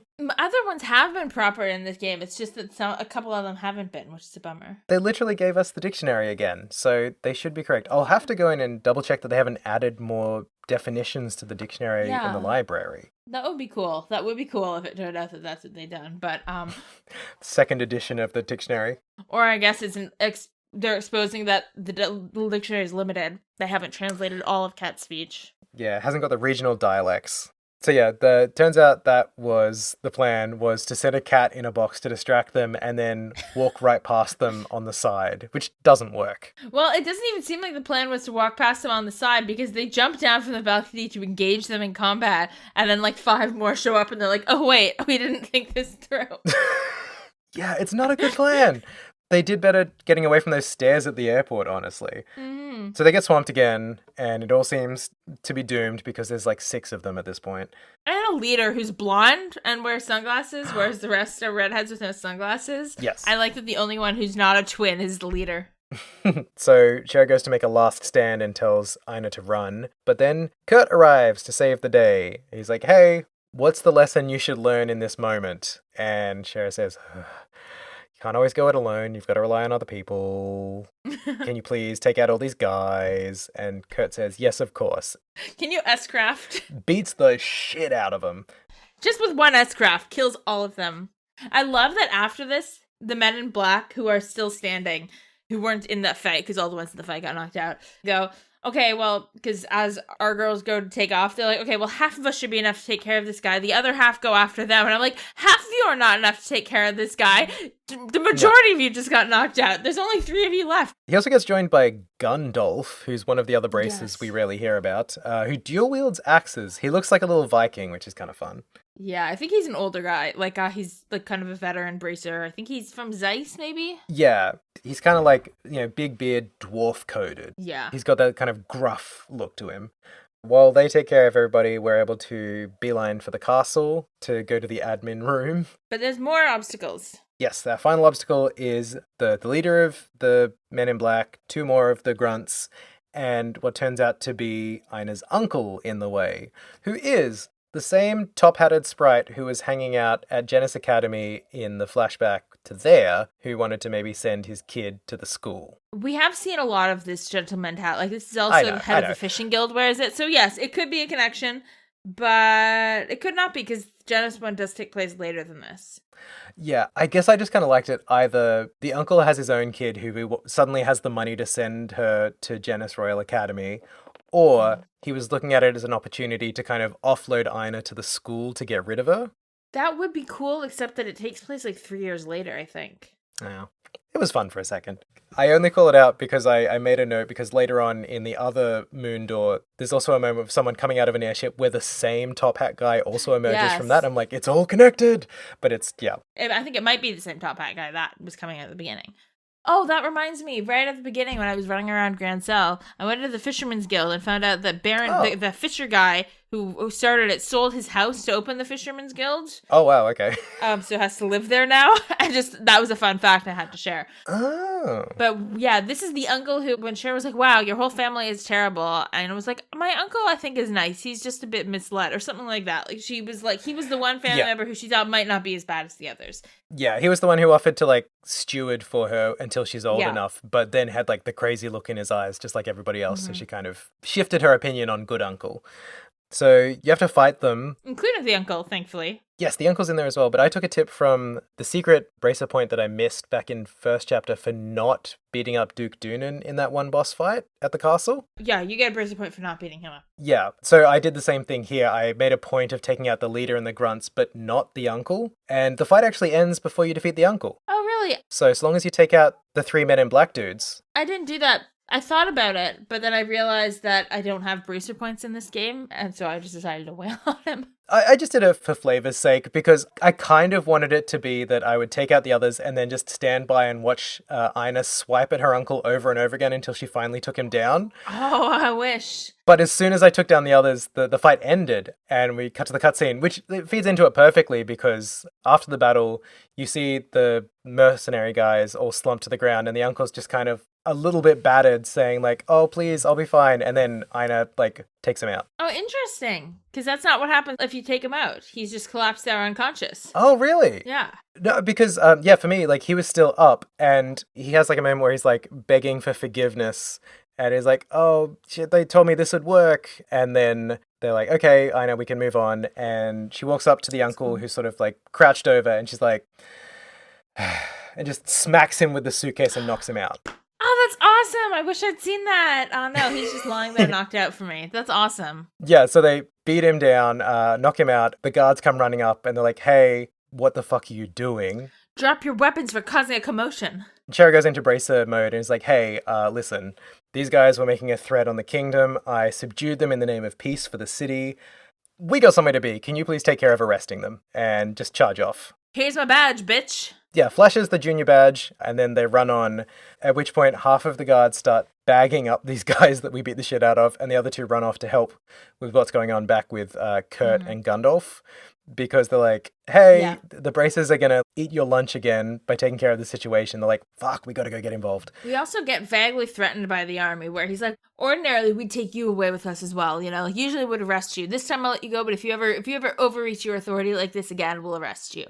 So the army corruption and the bad relationships between the army and the braces are on full display. Mm-hmm. Either version of this cutscene, you then run off to the admin room where you finally get to sign this stupid paperwork just in time before the noon bell rings and the deadline would have been up so that Ina couldn't get her stuff done anymore. We get a little dialogue where she needs Shara to be the witness as well because they need an independent witness to sort of finalize the contract. So Shara steps in. She's like, I'd be honored if you want me to do that. So definitely a shift in perspective from Shara. She's kind of had a realization as part of this like final rush for the castle. Hey, yeah, my interpersonal skills are really shitty. Like, I immediately judge this girl on appearances, on my own presumptions and past history, and I just haven't been treating her kindly. I need to be a bracer who's there to support people. There was also a comment in her flashback section that in the wealthy part of town were a bunch of blonde, blue-eyed rich kids. Yeah. And obviously Shara is none of those things and is darker skinned than most of the characters in the game. Yeah. It's not said outright, but there does seem to have been a racial dynamic at play in the place she grew up. Yeah, for sure. And Ina, of course, is blonde, blue-eyed, rich kid. So there's also, it's that very like definitive separation because there was a river running between like the light skin and dark skin part of town, which is a horrifying way to divide people. Yeah, of course. So we get the thing signed. And then Ina asks, wait, come back, bring me an application form. I'd like to make a donation to Her Majesty's Welfare Foundation. As we quickly find out, she pretty much signed away her entire fortune to the Welfare Foundation, which means that she has been supporting great outreach programs in the country, such as Mercia Orphanage. Yeah. Which is supported by the Crown because I don't know if it's because of, or I don't know if Chloe went there because of an existing relationship with the orphanage or developed a relationship with the orphanage after this. But yeah, it's all just feeding back into it. The good people of the country are making the country better. I love how connected all these disparate parts of Liberl are. Like, I love how much Liberl feels like an ecosystem of all these people and places that have these ongoing relationships with each other. It feels real in that way. Yeah, and we've seen that on the small scale with the NPCs having ongoing narratives with each other and everything. But it's nice that we get to see so many different perspectives and different time points in this game to kind of build those larger connections with the bigger name characters and the bigger name sort of locations and events. Really rounds out the story of this one country in a much greater world. Yes. So later on at the inn, we go for drinks where both girls are drinking to celebrate, which seems suspicious because, as we know, Shara is quite young still. She is, what did we decide, 18? 18. She's 18. And I think, at least in some games, they've implied the drinking age is 20. At least in some countries of Zemuria, and presumably all of them, because there's never been a suggestion that, you're going across the border for your birthday because you can drink there or something like it. It seems like everywhere it's 20, because that's what it is in Japan. I would love a side story in one of the school games of the kids crossing like national borders just to go get drunk. That would be let's go to Northumbria to drink. My God, what a missed opportunity. Yeah, so we're celebrating. We get the reveal that Ina didn't just make a donation to the Welfare Foundation. She donated everything. Like, Shara's shocked that she didn't keep even like a portion for herself. She was like, don't you need money to live? And I was like, I guess I maybe should have thought of that, but I didn't. Yeah, she's very principled. She says for however long she's been hounded by her family to some degree about this thing. She's like, I made a commitment that I was going to give away all of it because this money, it makes people bad. Basically, Ina's the first to say billionaires are a bad idea, and we love her for it. We love her. I wanted to prove that the fact that I was determined to get this inheritance was not because I wanted the money. It was the principle of the matter that I didn't want all my family members to get their hands on it. Because she did have a line, it might have been in that extra segment, unless you also had it when we take down the uncle, but Ina had a line where she says, Uncle, I don't want this money. I've never wanted this money, but I don't want you to have it more. I didn't get that line. I wish I had. Oh, yeah, that was kind of like her final line before she knocked him out. I'll go look on YouTube and see if I can find it. Yeah, which is great because she's just like, yeah, like, it's a lot of money and you want it. Just because I don't want it doesn't mean you get it because you will be worse. Yeah. Look at what you're doing with the money you already have. You're using your money to hire Jaegers to hunt down a teenager. To murder your niece. Yeah. Because they were pulling machine guns on her at every opportunity. This was not a capture alive situation. Yeah. But while they're celebrating, Kurt wanders in. Oh, and we do get confirmed that Shara is now a senior bracer. She got the last recommendation letter. Yes. And Kurt comes in to congratulate her as such. He sort of comments like, I'm not even going to call you out for drinking when you shouldn't be. We both know you're underage. I think they implied early on that Ina's like a couple years older, so she's probably 20 or so. So she's at drinking age and had to buy the drinks at the bar. Yeah, probably. Kurt's like, and now that you're a senior bracer, you can't be drinking every single time you have a minute between jobs and then showing up hammered or hungover to work, which apparently she's been doing. I'm not sure you should have made her a senior bracer if she was doing this all the time. And I'm not sure if she ever took that advice because because she's operating exactly the same way in the modern age. She's just of legal drinking age now. Yeah. Maybe she like put it on pause for 2 years and then just went back to her usual. He does comment that whenever he's at his busiest, she's off behaving like a drunken lunatic. So maybe she just got better at scheduling her drunken lunatic shenanigans. Yeah. And it's like, oh, is that really what you usually do, Shira? Like, I don't know. But yeah, she does invite Kurt to stay for drinks. Like, do you want to have a drink to celebrate with us? And he's like, no, that would be pushing it for me to like endorse it, capitulate with you on your drinking, and also have and directly endorse it in that way. And I'm still on reception duty, so I'm still on the clock. And we don't drink when we're on the clock, correct, Shara? Yeah. He also tells Ina at this point that if she chooses to, she can request leniency in his sentencing. The uncle's sentencing, yeah. Yeah, she does have the opportunity because, like, he's really in for it with what he's done. Like, he could be sentenced to life in prison. Or I don't know if they have the death penalty in Locle, but he implies that it's a big deal, the sentencing. Yeah, and we learn a little more about the context of what now that in the last few years, kind of since the war, wealthy families in Locle hiring Jaegers has become a much bigger thing. Yeah. And it seems like a lot of the time Jaegers are finding wealthy people in the borough and convincing them to hire them. And obviously the wealthy people are responsible for the fact that they do it. But they're being like radicalized into it, yeah. There is an active campaign right now by Jaegers to find business in the borough. Yeah. And we kind of realized that the reason Kurt was all ready to take on all those Jaegers at that moment was because one of his big projects he'd been working on was tracking down all the Jaeger contracts going on in Locle. Building like a sting operation, basically, ready to take them all down in one fell swoop. Shara kind of argues against giving leniency to her uncle. No, he tried to kill you. Yeah. That doesn't deserve leniency. But we do find out later on that she did choose to request leniency on his behalf. Yeah. So he's still going to be sentenced. He's just not going to be in jail forever. Yeah. Which is very kind of Ina. Very kind of her. But I guess from her perspective as well, it's like, well, there's no longer any reason for him to come after me. I have nothing he wants because the money is just a non-issue anymore. If he comes for vengeance, that's one thing. But otherwise, I'm kind of off the hook. So live and let live, except for brief incarceration in between. Yeah, and I guess Ina did suggest that before her uncle died, until about a month ago, she was very fond of him. Yeah. They were fairly close. I do kind of feel more for Shara, even though I'm usually against her.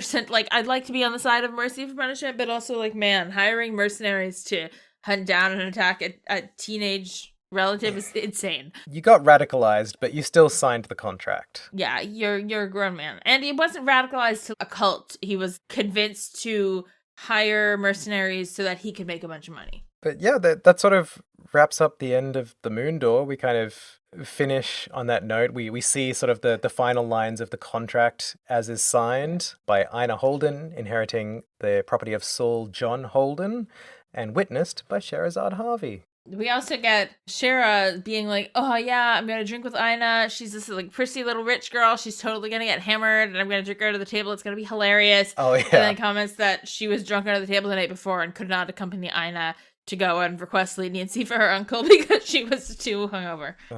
And that brings a hungover end to Moon Door number 4, The Client. Where would you rate Moon Door 4, The Client, out of 5 moons? I really like it. I think it's my favorite Moon Door so far. It was really fun. It didn't have boring parts the way that all of the others have parts that drag, and this one I felt was really well paced. The sewers was too long and also had no mini map. Yeah. But even that, it wasn't as bad as it could have been. Yeah, it was nice because it meant that we weren't just watching scenes the entire time. You get some time to run around and do something. Yeah. Yeah, it does feel nice to even just get that so much more powerful in that little stretch as Shara. It feels like building a character a little bit. Yeah, the interplay with her and Ina was great. So many layers of flashback. It was like watching Lost. Yeah. Didn't know why we needed to do it that way, but it made sense in the end. We got multiple backstory scenes from Shara, which is kind of nice to pack them all into one. But it still didn't run for too long. So, do you have an idea of where you're going to rate it? I'm thinking, what did I rate the Chloe Moon Door? Descended Wings, that was a 4 out of 5 from both of us. I'm going to say 4.5 maybe, because I liked it better. So I think I had to do higher. Nice. I was thinking higher initially, but I am going to ding it for the no minimap dungeon in the middle of all the minimapped dungeons we've had. So I'm going to give it the 4 again. That's my 0.5 ding for me, but yeah. So 4 for me, 4.5 for you. That's 4.25 out of 5 moons collectively for the podcast. And we are free to leave the moon door and return to Grimsel Fortress. Oh, are we done already? Yeah, and that is going to be the last of the map locations to be like uncovered, and seemingly the last ordeal that we have to do for this section. Yes, the last of the 3 trials we were told about in this like plane of beasts or whatever he was calling it.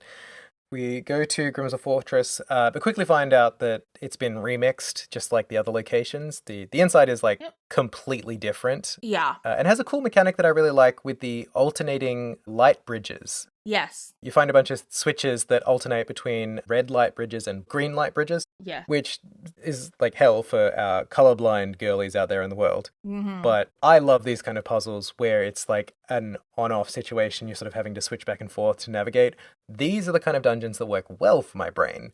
Ones like last time when we had the lava-filled multi-section switch things, too much. Yeah. But this I really enjoyed. No, we still don't have a mini-map in here either, which is annoying because they've changed it since the real Grimsel Fortress. So, like, the sewers have the excuse that they're just using the existing dungeon from the last game, so they didn't create a new mini-map, but now they've remixed and redone the actual layout. They do keep it relatively simple because you're having to mentally maintain all of these bridges.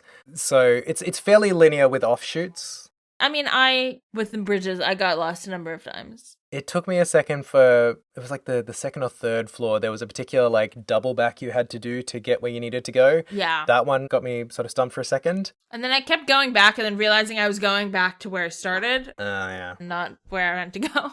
But they stick mostly to like the linear paths with offshoots with chests and stuff. So it's a fairly straight line, and then you just have to lock in that straight line and figure out how many times you have to double back and press the switch and go the other side of the room to get through. Speaking of the chests and the offshoots, did you have any standout chests for this dungeon? I did. I had one that read, "There is no greater void than the one between your ears." Which was great. Gordon Ramsay stepping in to translate a chest message, it seems. I did see one that I opened and said, "Hey again, wait, where's the guy you were with before?" I think that's meant to suggest that you came here earlier in this chapter and then are back later, and that's when you're checking the chest again. Like, I think these are written with the impression that you're, like, not checking it immediately, but, like, going back later. The "where's that guy you were with before" made me think of... Wait, did we have any male braces around when we were playing as Annalise and Estelle the first time? Not in our party, but Kurt was around because he was the boss we fought. Because that felt like what it was meant to be a reference to, like, hey, the last time you were here, you had different party members, but it's the wrong people. I should move to a palace. That way I could be a court chester. If you didn't read that one, I was going to.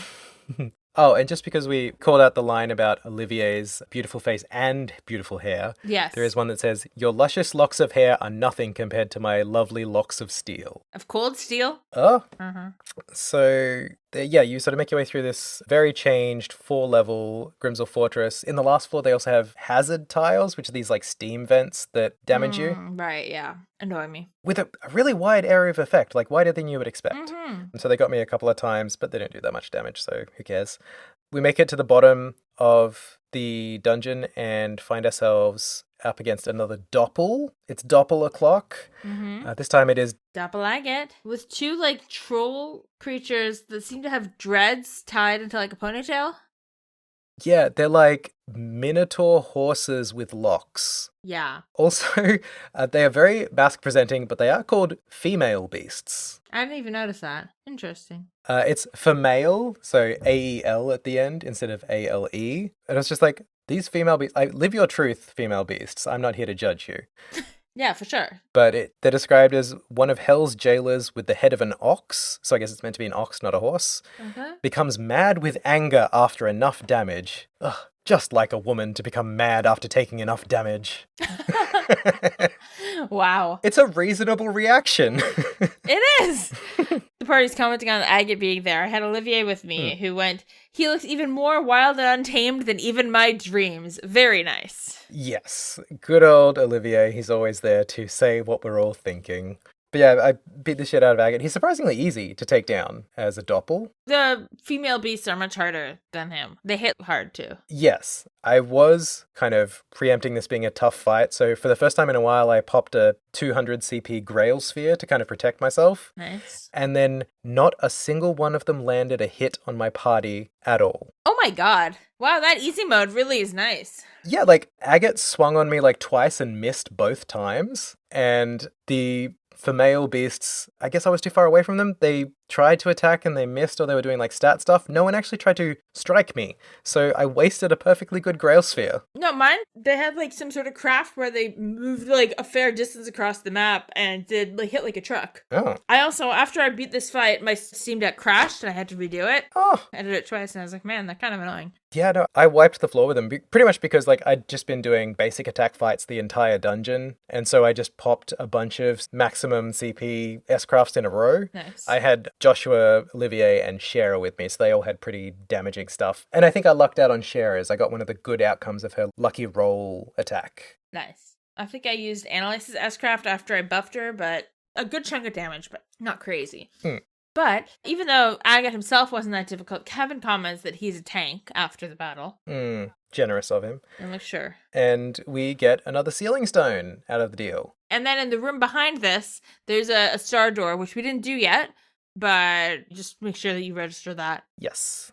Food is the basis of all. Man can only tread the right path with food in his stomach. And you have to have learned like 20 recipes or something to open it, which I think we have by now. Yeah. I think I was close, but I basically just went into my inventory and ate every item that I had. Yeah. So I stood in front of this door and it said, know some recipes. And I said, okay. And just mouth memorized everything I had. I love that. So now I have like 24 or something high. Just enough. We didn't do it yet, but we will do it soon. Yeah, it would be possible to do this, but we're loaded up with 2 moon doors, so we'll save it for next time. I did see that my quartz guide recommended using an accessory that was specifically gotten from that door. Yes, it's one of the CP recovery. In the end, it did not make much of a difference. So back at the garden, Yeah. we start unsealing the sealing stone, which will probably contain a fiery redhead. Meanwhile, something is happening at the peak of the cliff next to Locle Canyon Bracer Guild building. So we know that's probably where we'll have to head next. Mm-hmm. I did like the line from, I think it was Kevin, as the sealing stone is unsealing, and everyone's trying to guess who it is, even though they know. He's like, well, Yeah. you wouldn't find hair that red on anybody else. I love that she's just like, yay! Yeah. You won't find hair that red on anyone else, at least until next game. Yeah. Or until you go into a moon door and see Lecter. True. That we've actually seen a lot of hair that red. Yeah. Agate shows up. He thinks Tita's fixing dinner because I guess that's what they were doing when they got sealed. He mentions that last thing he remembers was he was at the airport disembarking with Dan, which is Tita's dad. She's very excited to see him. She runs off to hug him. Tackles him with the sound of a party member being downed, so that was a fierce tackle. Yeah. Tita's all excited. She's like, now we only need Estella and then the whole party's back together. And Agate immediately starts going, wait, is this another one of Erica's murderous traps? It seems excessive even for her. Well, we'll see some stuff later in this chapter. And Kevin rightly comments, she must really have it in for you if that's your guess. Yeah, if your first guess is like, this is an Erica thing. So, like everyone else, he gets the download on the situation and he's ready to dive in feet first and sword second. Mm-hmm. But everyone's too busy making couple jokes about him and Tita to immediately start. Ugh. Yeah, it's a bit rough. They're like, oh, couples come in all shapes and sizes. Annalise says your age difference is what makes it cute. No, it doesn't, Annalise. No, it kind of comes across like they're deliberately trying to bother Agate with it, but it does seem more like they're saying it to get on Agate's nerves than that they're really seeing them as a couple, but it's still, I don't like it. Yeah, the phrasing is kind of like, you two go so well together, you're such a good match. It's kind of sweet that the only thing keeping you apart is respect for the age gap. Something like that. So, you just have a close relationship without a romantic note, but we're all kind of presuming that that'll come along in a handful of years. It's weird. Yeah. If we get a third remake, I do hope lines like that get aggressively rewritten. Yeah. I know that those kinds of jokes in Japan are quite common, yeah, but I don't like it. It's kind of like the crush on your older brother's friend energy, I think is what it's meant to convey. Yeah. I hope that's the kind of energy they're trying to suggest, the Japanese equivalent, but it doesn't work so great. Yeah. Anyway, moving on from that. Yes. Joshua offers to let Kevin take a break and have him take over leading, and Kevin's like, no. Later, we might find that maybe Kevin should have taken a break, but he says no. Because we do get a comment that Reese still hasn't joined the group. Like, everyone is here except her. She's sitting off by herself. Joshua's like, do you want to stick around and take care of, or like check in with Reese and try and fix this? Right, yeah. Olivier also suggests that he can play some music to cheer her up and whips out his lute. Yeah, so everyone's sweat drops except for Mueller, who just gets mad at him. He's like, stop immediately. And that kind of wraps up the scene. Now, this is where I actually did deep diving and found 3 layers of an interaction going on in the garden at this point. I wanted to check in and see, now we have another new party member, especially someone who Teeter's been waiting on so hard, what like the changes in the conversations would be. Go ahead, tell me some interactions. Okay, so initially I still had Olivia and Shara in my party, so they were not hanging out around the place. I went down to check in on Reese because she's still hanging out by herself. Annalise and Gisette have joined her. All she'll say if you talk to her as Kevin is, do you require something from me? She's not even looking at him in the moment. And the other girls are just still sort of listening. I think Annalise is telling a story about Estelle at this point. And Gisette's continuing to say, you know, you better fucking make it up to her. So at this point, I traded Tita and Agate into my party instead of Shara and Olivier. So both of them appear here in the same area. Olivier is playing his lute, so the background music for this section changes, and only in this section of the garden. It's Amber Amour. He's playing Amber Amour with Reese, Annalise, Gisette, and Shara all hanging out around him. Gisette is sort of reluctantly admitting that Olivier actually does look really cool when he's playing his lute. She's like, maybe he is a prince. Yeah, maybe he is a prince. He's a freaking weirdo, but he does look cool when he's playing his lute. And Kevin's like, the prince thing is actually the only thing I can tell you is definitely legit about him, actually. But Josette's not convinced. So you talk to Shara and she's like, I can't believe he actually went through with this. This is not how you introduce yourself to someone. A member of the clergy, you could have at least done like a hymn or something instead of this like love song. Yeah, I love that. And you talk to Reese and she actually has different dialogue. Oh, yeah. She's reminiscing because of the song. It's all sort of in brackets, so it's sort of like thinking to herself. But she says, I finally managed to get into the Growlsritter. I went through all that training. I was finally promoted to a squire. But after all that... And then just sort of trails off, and Kevin has a ... with a serious face. So he's clearly inferring he knows what's going on there. Olivier just says something about how his song's going really good. I think you get some of the lyrics of the song he's singing, in fact. Yeah, and it does slow down to, like, you can't click through because it plays it alongside. Yes. I know that in the Vita version of the game with updated art, which I have mixed feelings on, and that has voice acting and that's only available in Japanese, this becomes like a fully voiced, like, sung cutscene. Oh. Not a full cutscene, like not an animated cutscene, but like the camera shifts and it's the whole song's sung by the voice actor. That's cool. But yeah, and then the third version of the situation is that I took Olivier out of the equation. I put him back in my party, but left Shara in the garden. Oh. So in that version, you find out that she is quizzing Reese for details about her and Kevin's backstory. Ooh. So she's like, oh, okay, so you two grew up together. Is that correct? And Reese is sort of like giving her more information. So she's just like locked in as like, I want to know what the situation is. I want to know what your relationship is like and why it's bad right now. I found it really interesting that there were 3 different versions of this situation just based on trading people in and out. Oh, and also, because I had Agate in my party, I talked to Annalise and her dialogue changed as well. She says the same thing about her and Estelle or whatever. And then she's like, oh, by the way, is Agate heading out with the party for now?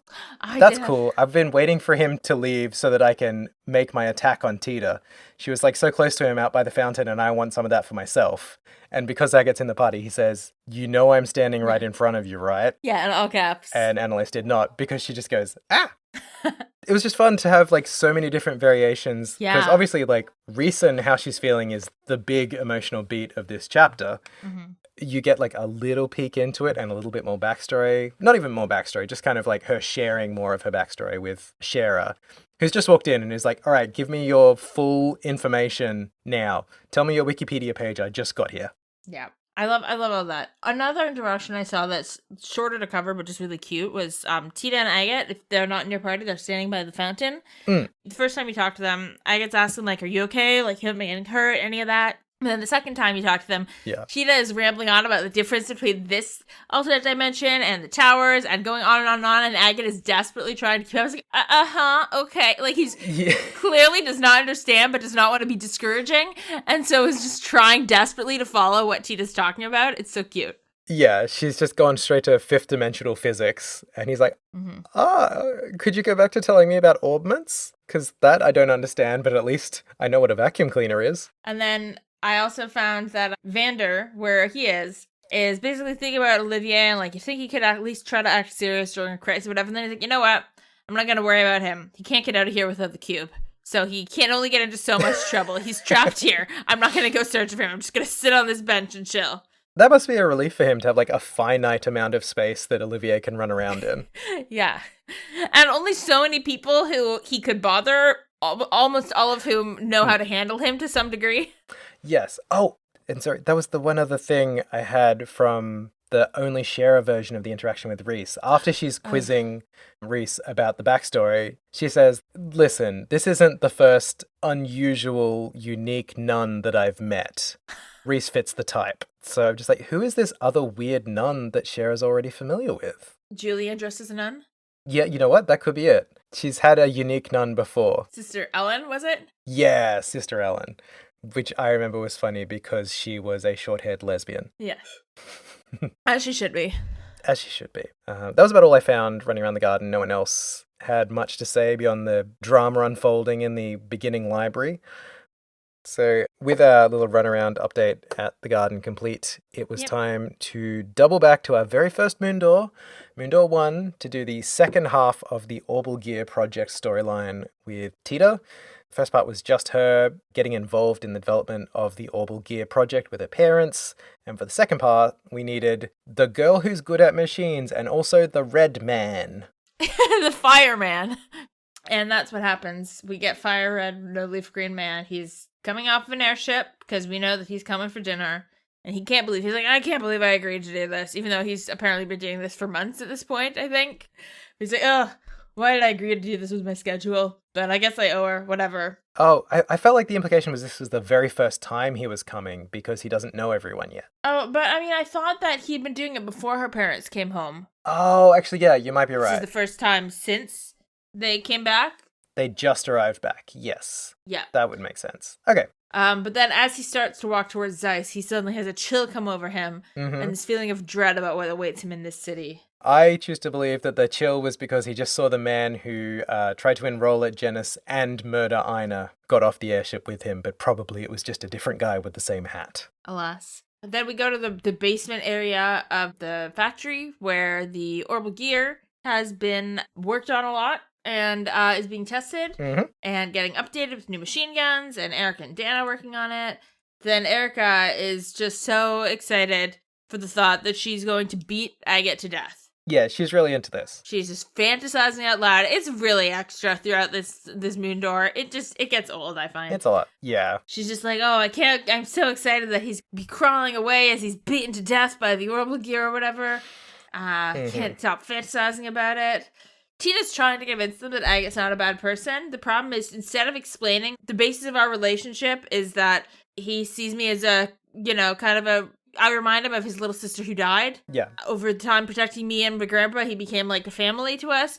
She's like, he's really rude and angry all the time, but he's a good person deep down. And that does not make her parents feel any better. Yeah, he sucks, but he's nice. You don't get it. We get the impression, too, that Dan is also very wary of Agate. He's just a sane type of wary about Agate. Yeah. Dan is acting like a normal man who is really concerned about how this adult stranger has become an important part of his 11 or 13 now-year-old daughter's life. Erica is acting like a psychopath. Oh, yeah. Especially given she's never met Agate at all. Yeah. She's just prejudged that he's a sinner that needs to be punished. So she spears off from the Orbital Gear project. She's got something else to set up, which sounds like she's premeditating a murder. We see her run out, and then Tita chases after her, nearly taking out Professor Russell in the process as he gets off the elevator. And we cut to one of the cool camera shots that I really like. Yeah. Which is we see Tita running up one street in Zeiss looking for her mum. And then we do this cool sort of panning 180-degree camera swing to focus on the escalator in front of the Zeiss Central Factory as we see Agate coming down it. Mm-hmm. So they are narrowly missing each other in the city. Yeah. And it's just a cool shot. It is. It's really nicely done. We catch up with Agate, who is basically like, well, there's a few hours until dinner, so I'm going to stop by the guild, see if there's any work I can pick up while I'm here, because all bracers are workaholics. Mm-hmm. As he walks into the door, the screen goes black, and you just get a flash of the, like, glint that goes in Erica's eyes when she's going full crazy. Agate whips out his sword, Mm-hmm. and then he's like, it's just some researcher, but why? I was sure I saw a monster here. Agate's reactions to this threat are kind of funny. Yeah. I'll go into my issues with the Erica thing later when we get to the height of it. Erica turns around. And he's for like half a second being sweet and nice. And then basically says, hey, I've just lodged a request to kill you with the guild. You're going to get straight up executed. We've prepared a most perfect place to die for you at the Central Factory. Yeah. Continues threatening him and insulting him by calling him an idiot dumb boy. Has not introduced herself. So Agate is still thinking, who is this woman? He's just being threatened by a complete stranger in a lab coat. She calls him a pitiable flea and says he needs to be more aware of his sins. She keeps using the sin language. At this point, we see Tita outside. She's still wondering. She's like, I don't know where they are. And hears her mum's voice from inside the guild and heads in. At which point, Erica dives in front of Tita and says, you will not get within 1 selge of my sugar-powdered donut under any circumstances. Which is 100 meters, right? 1 selge? I think so. So, like, sorry, Erica, if you're trying to keep him 100 meters away from her, you're failing right now. That's like the entire distance across the city, I think. Mm-hmm. It's not a big town. Yeah. She turns around to Tita, says, whoosh, picks her up and runs out of the room going, zoom. I love that she says it. Deeply unserious woman. Agate goes, I hope I didn't just witness her getting abducted by someone dangerous. And then turns to the counter, sees Kilika quietly standing there watching this all play out, and she just says, oh, hey, that's her mum. It's fine. I love that Killigan did not interfere with any of this. Killigan's like, this is above my pay grade. I'm just going to watch it all unfold. I mean, game recognized game. Kilika's all about, like, threatening violence on people to make your desired outcomes happen. So she's just like, yeah, she did actually submit a request. It's to go test this weapon at the Zeiss factory. They want you specifically. You've been requested by name. Yep. She also mentions that the Russells have all been working on it. And Agate's like, wait, do you mean Tita's also been working on this weapon? And Killigan's like, I don't know that. But it kind of, the idea clearly gets planted in Agate's head. It's a full Russell family involvement. At the very least, the parents and Professor Russell are in on it. And it sounds like Tita is too. So he has to head off to the factory to find them and see what he needs to do about this weapon that he doesn't know anything about. As I was heading off, Mhm. I talked to a few people in town. Did you run around and talk to anyone in town at this point? No, I did a full tour of the factory, but I didn't do the town. I did the town. I didn't talk to everyone, only a couple people. I talked to Cosimo, the guy who's obsessed with the clock. Oh, yeah. And he's commenting that troublemaker Erica is back in town and that when she was growing up, she would always talk about wanting to become a nun. Yes, I saw this one, actually. That's wild. But Father Vixen told her, not with your personality. Yeah. She was a personality non-hire, which I haven't seen before. But yeah, they sort of say she wanted to be a nun when she was really young, but she's always been like that. Yeah. I also popped by the church. Yep. And talked to the priest who's talking about, basically, he's like, have you heard about Kilika? And he and Agate have a bit of a convo about the fact that Kilika's decided to leave, and she hasn't told that many people yet, but she's going back to Calvert. And I just like that there was some follow-up, and there were a few people this happened with. There was the sister talks about it, and then in the weapons building, I also saw Gundalf, and he was talking about it. I just like how the Star Doors and the Moon Doors, like, tie together. Yeah. And then I also saw Factory Chief Murdoch, who is just praying because he has all these Russells to deal with. Yeah, fair plan. I only caught that guy who told me about baby nun Erica because he was on the way to the factory. But I did do a full lap of the factory. I just sort of searched my way up floor by floor. It turned out to be the right move because you have to get to the roof to kind of activate the next part of the scenes. Wait, because this is going to tie into something later. Oh, yeah. Gundalf, who is up on the upper floor of the weapons shop, It's talking about how they're losing all these important people in the Bracer Guild because Estelle and Joshua are out of the country and Killick is leaving. And Agate makes some comment that he might know some recruits that are about to come to the guild. But it won't confirm anything and kind of chuckles. Oh. And I'm flagging that because that may or may not tie to something else we'll see at some point in the game. Oh, just trying to figure out who he could be referring to. I can't think of anyone. Once you see it, you'll get it. I look forward to that. Working my way up the tower, I saw Faye in the basement. I didn't go to the basement. What's Faye up to? She's leaving. She's leaving the central factory. Oh. She's been hired as an onboard engineer for the RSA full-time because she was working on the RSA during the catastrophe. Hell yeah. And she was really great. And so they've offered her a full-time job with paid vacation and a bunch of good stuff. And she's like, can't turn it down. It's a great opportunity. So she's training her replacement right now. Oh, see, I didn't go to the basement because I figured that was going to be the final location because I know the testing was underground. Yeah. Because I'm pretty sure in that room with Faye, there's one door that's always been closed. Yeah. And I thought maybe that was where I was meant to go. No, that makes sense. See, I never checked with her. Good for her. Get it, girl. Goddess of the Underground. The one that I caught was at the Capel, they mentioned that after the orbital shutdown phenomenon, basically the Capel got factory reset and it was fully wiped. Yeah. So they had to rebuild all the databases and connections, which I hope means they're planning an upgrade to the Capel that has like safe mode. Yeah. Because that could come in really handy next time. Jesus. Or like external hard drive of some kind. Magnetic shielding or something. I did have someone in Murdoch's office saying that, man, where is Chief Murdoch? He's got all this paperwork he needs to be signed, but he's nowhere to be found. Turns out because he was praying for his life. Yep. Yeah, other than that, there wasn't really much going on. Oh, I found Ray. Yeah. The guy who invented the tomato, right. He was basically saying that now he's done with all his experiments in the greenhouse. And so his new goal is to make an archaism, and it's going to be shaped like Teoh. Yeah. And I'm like, first of all, leaving aside how insane it is to want to make a Teoh archaism, I would have thought that if you researched genetically modified plants, pivoting to building archaisms is a bit of a jump in expertise. I don't think there's that much overlap in the scientific knowledge you need for those things. Although the other scientist in that room is complaining because he's like, I can't believe that Ray managed to invent this all new kind of tomato and he didn't even follow proper crossbreeding testing protocols. How did he even get it right? He just winged it. So he's just an idiot savant moving through the different like scientific disciplines saying, I don't know, what happens if I do this? Oh, Terry, the other guy in this room, also mentions that Ray was able to produce a plant capable of soothing people in a mere 3 months, so he might have invented the weed. Oh, he invented weed. He might have invented the Mary Jane. He's like, well, I've got this hydroponics greenhouse going. Let's make some dank Orbal Kush. Exactly. So Orbal Kush has been invented in ZCF. Thank you, Ray. Maybe he should share some of the results of that with his lab partner so he will chill out a little bit. No, Murdoch. Factory Chief Murdoch needs some relaxing. That man is too stressed. Yes. He's got that like bedroom behind his office. He can just like hotbox that and finally chill out about the Russells for a while. But we don't get to chill out for the Russells because up on the roof, we finally run into Dan Russell, who's hanging out by himself. Still, Agate does not know who this man is. He just seems like a particularly noteworthy engineer. But Agate clocks pretty quickly that, you must be Dan.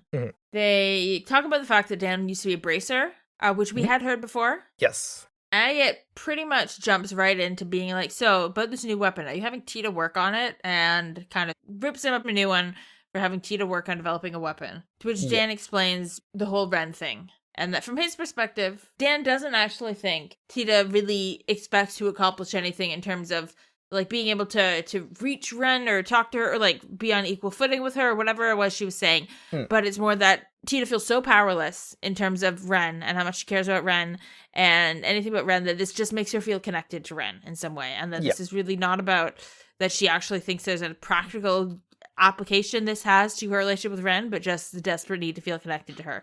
Yeah. And there's a fun moment where Dan is like, she says she's friends with this Ren girl, which sounds insane. And I was like, no, she is. Like, it's true. Yeah. She doesn't talk about it much, but it's important to her. And you can kind of see Dan clock that, like, Agate doesn't just spend a lot of time around Teoh, but does, like, know her. Yeah. And knows her better than her parents do at this point, because her parents haven't been around since she was, like, 10. Yeah. He also, like, pushes Agate on the topic. Is like, why have you spent so much time with my daughter? Why are you around her so much? What is the deal? And Agate sort of gives his perspective, which is like, well, yeah, at first it was to protect the brat because I thought she was just this useless kid that needed to be protected. But by the end of our time together, she'd paid me back in due like times 10. Yeah. She's incredibly capable. She's incredibly resourceful and smart and has a bright future ahead of her. So I was just paying her back for that, basically. Like, she's earned it. She has my respect, this teenager. She says, your daughter's pretty damn amazing. And yeah, I do trust her. So everyone's kind of a bit more clued in. Father Russell is not immediately attacking or trying to murder this poor red-headed man. So that's a win in the Russell family books. And we're told it's time to head down to the 5th basement floor and begin the testing, which is not the testing I was expecting, to be honest. No, me neither. And I've played it before. But yeah, we get a special ID card that lets us go new places on the elevator. And we go down to this place. Dan does say before Agate takes off that, just so you know, I haven't decided to accept you yet. You passed this interaction, but that doesn't mean I'm chill with you yet. Yeah. But we go down and Tita is doing final checks on the orbital gear prototype. And Agate's pretty shocked by this thing. Yeah, he thought it was going to be just like a big gun or a cannon or something. And no, it's a fully autonomous mechanical exosuit. The Tita notices him and she's like, oh God, did my parents rope you into this? And he very sweetly says, no, I'm here because I heard about how hard you've been working and how you've been recognized as an official researcher in your own right, and I wanted to support you. Yeah, it's really sweet. Oh, that's a great way to recontextualize this situation. And then one by one, the remaining Russells show up. Erica was apparently hiding in the shadow of the mech as she just steps out from behind it out of nowhere to continue threatening Agate's life. And Professor Russell and Dan Russell appear on the balcony overhead, just directly and loudly commentating on Agate as a person. Saying, yeah, see, I told you he had potential. He's dumb, but he'll get it done. We love this big idiot man with his sword. And when I think it's Erica announces, okay, let the testing begin, like every member of the family just successively laughs like a maniac. Yeah. These people are all birds of a feather, for sure. I love that Dan attaches like motion tracking quartzes all over Agate's body so they can do motion capture results of this thing. We also get a confirmation like Tita's going to be the one piloting it, right? And, you know, Erica and Dan are both very much like, you're going to be fighting this thing, but don't put a scratch on Tita, don't whatever. And Agate's like, I'm not an idiot. Obviously, I know I'm not going to aim for Tita herself. Yes. Yes, please don't murder our daughter. Erica does an insane dance. It's so funny. She's annoying me this chapter, but it's great. It really looks like she's trying to do battle of some kind. Like she's doing a craft of like some sort of... Yeah. She charges up like she's using like a craft or casting a spell or something.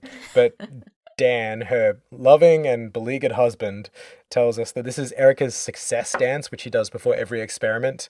In spite of the fact, as her dad says, it's never made any definable difference to the outcome of her experiments. No. She insists on doing it anyway. Even Tita's embarrassed. So it's nice to have this little moment of embarrassing family in-jokes that the kid's starting to be, as a 13-year-old, saying, Mom, don't do that. Yeah.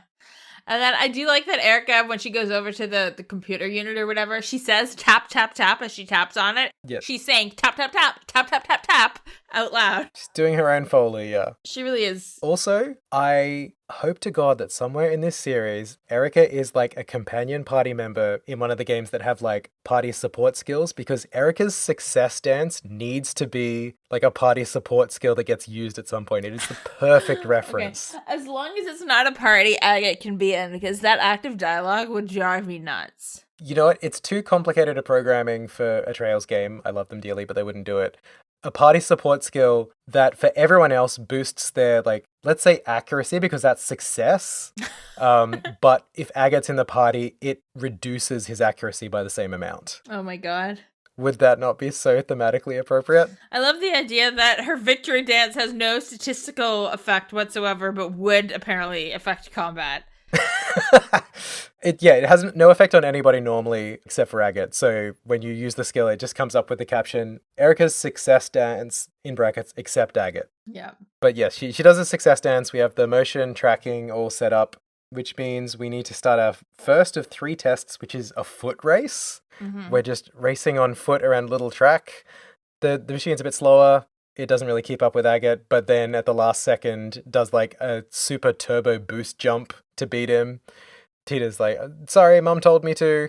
And Dan's like, well, it wasn't against the rules. And I'm like, I'm not sure how useful it is if you're trying to test its speed and mobility and maneuverability. Yeah. I feel like you might be messing up your own experiment there. Dad's just like, we wanted to test jumping too, so that's good.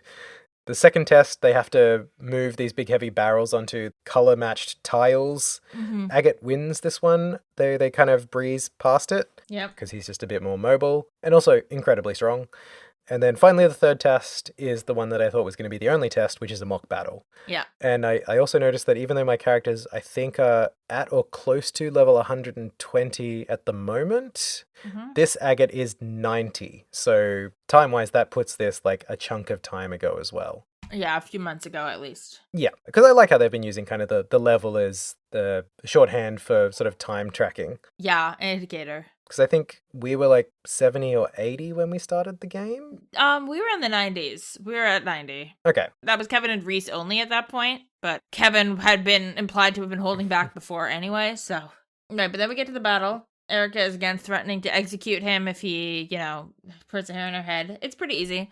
I mean, especially because Agate has a delay craft that you can just delay it. Yeah, we already know that the Obligate is slower than him. But I didn't even really need to use that at this point. I could just kind of hit it. I did have to use a tear bomb or a tear bomb or whatever once or twice because it hits decently hard. But you're right, you can sort of delay stack it once you've like gotten a hit or two in. So you take it down fairly easily. Although the animation of it losing does have the whole thing exploding, which is a bit worrying for Tita. Yeah. Immediately after the fight, Eric is insisting that he cheated. Erica's just going, grr. Grr, you cheated. I'll kill you. I'll kill you. You used some kind of invisible special power. Yes. I think I want to say it. I've been like, what point am I going to say it? And I think because I just don't want to say why Erica's characterization bothers me. Apart from the joke kind of gets old. Yeah. I feel like in real life, right, a parent being concerned about an adult man's involvement in their young teenager's life is a really rational, normal, and responsible response. Yes. But having Erica be so exaggeratedly deranged about it, and putting it in a context where we know that Agate is not like a predator or threat, and we have him put up against somebody who's completely deranged with it, it kind of makes joke out of that a little bit. Yeah, and it's also a note of maybe she should continue to be an absent parent because she's not a great parent. She's bad. She doesn't listen to Tita about anything. She infantilizes the hell out of Tita. No wonder Tita is so attached to Agate. Like, yes, she seems to have a little puppy crush on him, but also he's the most like stable and present adult in her life. I mean, her grandfather is obviously kind of he's a little bit of an old crackpot. He's around and stable, but he's also so distracted by his experiment he forgets to eat. Like, Agate is the only responsible adult around. He's maybe the first example she's seen of someone coming to respect her and trust her judgment. And listen to her. Yeah, listen to her, like, treat her as an equal. Grandpa does treat her well, but it's a grandparent relationship. He's still treating her as a child. Rightfully, she's a child, but not infantilizing her in the way that Mum does. Dad is caring, but kind of distant. And Grandpa is caring, but still sees her as a kid. So Agate's the only one who's like, oh, I can be recognized for my own merits, my own skill, my own achievements. And it doesn't have to be while being called a powdered donut. Yeah.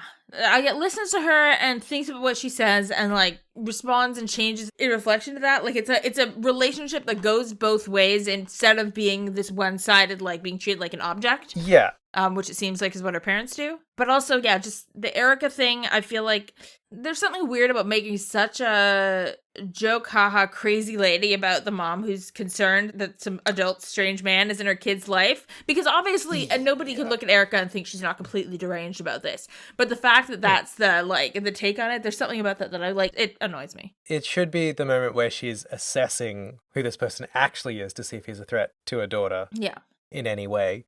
But she's just jumped over that and has decided to murder him for existing. And poor Agate is doing his best. Like, this is some of the most polite behavior we've seen from Agate. He's really trying. Although he does say when she accuses him of cheating, she's like, I didn't fucking cheat. Shut up. Yeah.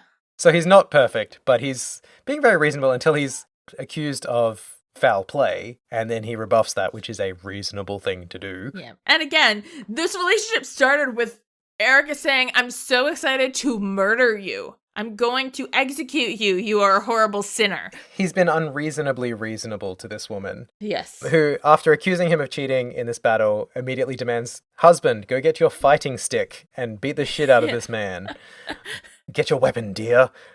And as he's like, yes, dear, runs off to get his weapon, we find out that Dan is also the one who taught Cassius his staff basics.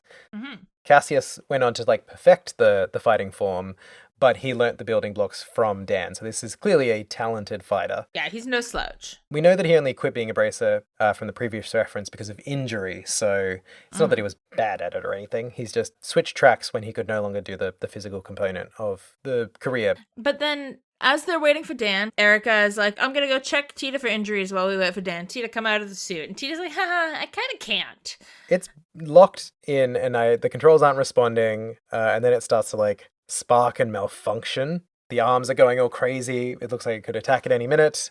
Tita can't shut it down locally, and Erica can't shut it down remotely either. So we're kind of fucked. Agate's like, explain this to me in a way I can understand it. I'm like, Agate, I think they've pretty clearly said it's malfunctioning and Tita's trapped. Tita loses more control. It starts ramming her into a wall, which is honestly pretty frightening. Yes, because that thing has an open front panel. And Agate's like, have you lost control of it? Which, clearly she has, Agate. Mm-hmm. And then she yells for him to run, and then the orbital gear basically just charges at him. Yeah, so we go into a second round of the fight. It's the same. It's not that hard. It's a lot faster, so you'll want to use the AT delay if you're on normal or above. Yeah. Because otherwise it'll just stack, it'll just, have, 3 attacks in a row against you each time. But other than that, it's pretty much the same. Yeah. So you finish the fight, and then you see Agate kind of make a side swipe at the machine, dive in and save Tita from it. So assuming he's cutting the cockpit frame or something to free her from it. Yeah, because she says that the seatbelt is stuck, even though he seems to have disabled the thing. Yeah. From moving. And then he's kind of holding Tita as they jump away from it. Erica's like, oh, thank goodness. And then the machine, which is supposed to need a pilot, yes, just acts up and rams up to slap Agate and throws him across the room. There is a line from dialogue from Tita earlier on when she's explaining the orbital gear to Agate that there's a possibility that it may be an unmanned device once it's sort of out of development. They haven't decided if the pilot thing is going to be consistent. Right. So it seems whatever rudimentary autonomous fighting programming is in there gets activated after the second time it blows up. Yeah. It goes to attack Agate holding Tita. Agate takes the hit to protect Tita, and then Dan dives in with his big staff and beats the crap out of the orbital gear for the third time. And Agate gets thrown across the room and is lying prone. He's downed, and after taking care of the machine, Tita runs over, starts having a full meltdown over what she assumes is Agate's dead body. As a fun note, Dan's like, is everyone okay? And Erica's the one who goes, Tita and I are fine, but looks worried and has a ... after that. It does seem unlike what she would have thought, she's actually not thrilled with the thought that Agate was just really badly hurt protecting her daughter. Yes. Humanize this human being. Tita melts down, she runs over, she's like, oh my god, Agate, it's all my fault, I can't believe this happened. She's acting like he's dead. Yeah, she really thinks he's dead. She collapses next to him and starts crying. She's less than a foot from his body, but she does not check anything. And just motor mouthing, she's basically repeating the same thing in different ways. It's all my fault, I'm so sorry, this never would have happened if I'd never joined the project, become interested in orbital engineering, been born. Yeah. There's so many ways that I could have stopped this from happening, and it's all my fault, it's all my fault. A couple of times you see him trying to interrupt because he'll twitch a bit and just have a ... speech, and then he's finally just can you shut up for a second? My head hurts, but I'm fine. Yeah. I just need a sec to move, but I'm okay. Because after this, he very easily pops up from the ground. He was fine the whole time. Mm-hmm. They very sweetly sort of talk it out, and he's like, you need to stop beating yourself up about this stuff. There's some very supportive communication. Good old Agate. Never knew he had it in him. Yeah, she tries to quit. She's like, I'll quit the project now. And Agate basically is like, don't you fucking dare. This is a thing you've committed to. You want to do it. The reason you want to do it, because of Ren, is still valid. Don't just give up at the first problem. And to cap off this lovely resolution of the conversation, Agate just gently pats her on the head as a form of reassurance. And the execution here was great because at this point, everything freeze frames and flashes into negative image with a dramatic sound. Because I had to an extent forgotten that Mum and Dad were standing right off to the side at this point. And the moment of physical contact with their daughter is just, even if Eric had been on the edge of considering Agat's life worth existing, that's no longer the case. I love that Agat reacts during the like negative coloring free frame. It's so good. Yeah. But they also then have a conversation. Albert is like, see, I told you that he has potential. Dan's like, I guess I underestimated you, Agat. There is a sort of sense that like, shit, we can't just write him off entirely, but also they're both like angry at him and more accepting of him at the same time. There's a weird duality to it. And Dan's like, well, I'd like you to come over to my house for dinner tonight. Agat's like, I thought I was in size to come over for dinner. I don't understand what you mean. Agat then tries to back out of dinner because he's realized the vibes are bad. But Tita is so excited, and he can't. He doesn't have the heart. So he's like, fine. We finish on a little scene back at the Russell household. We sort of get another nice panning shot of Agat making the walk from, I guess, the guild branch over to their house. Inside, the Russells are all working on the deconstructed Orbital gear, figuring out what went wrong. Tita finds some missing component or some wrong setting and automatically goes into like, oh my god, it's all my fault. I never should have missed this. Sweetly, for once, her mum cuts her off and says, hey, we don't just make assumptions in science. Yeah. You need to confirm your hypothesis before you decide if you should feel bad about this. Yeah. Which is good. That's responsible. Like, if you did something wrong, if you made a mistake, it's okay to feel bad about it because that's how you feel the desire to do better next time. Sure. But it's not like, just beat yourself up. Also nice to have an emotionally intelligent reaction from Erica Russell, who maybe does not feel like the most developed butterfly. Yeah. However, it is immediately sort of counterbalanced by what we hear from Agat outside, which is, where the hell did this hammer come from? Yeah. Tita's like, that sounds like Agat. And Agat's like, it's just your imagination. And this continues with, why did lances just pop out of the ground? Yeah. It seems like she's built a death trap outside the house for him to go through. It's a good thing I played this recently because all I wrote in my notes was just, Agat gets hammered at the Russell house. Which does sound fun, but getting lanced at the Russell house, less so. No, I don't know. We don't get to see the actual dinner. We hear off screen Agat getting grievously injured by more like Home Alone style death traps.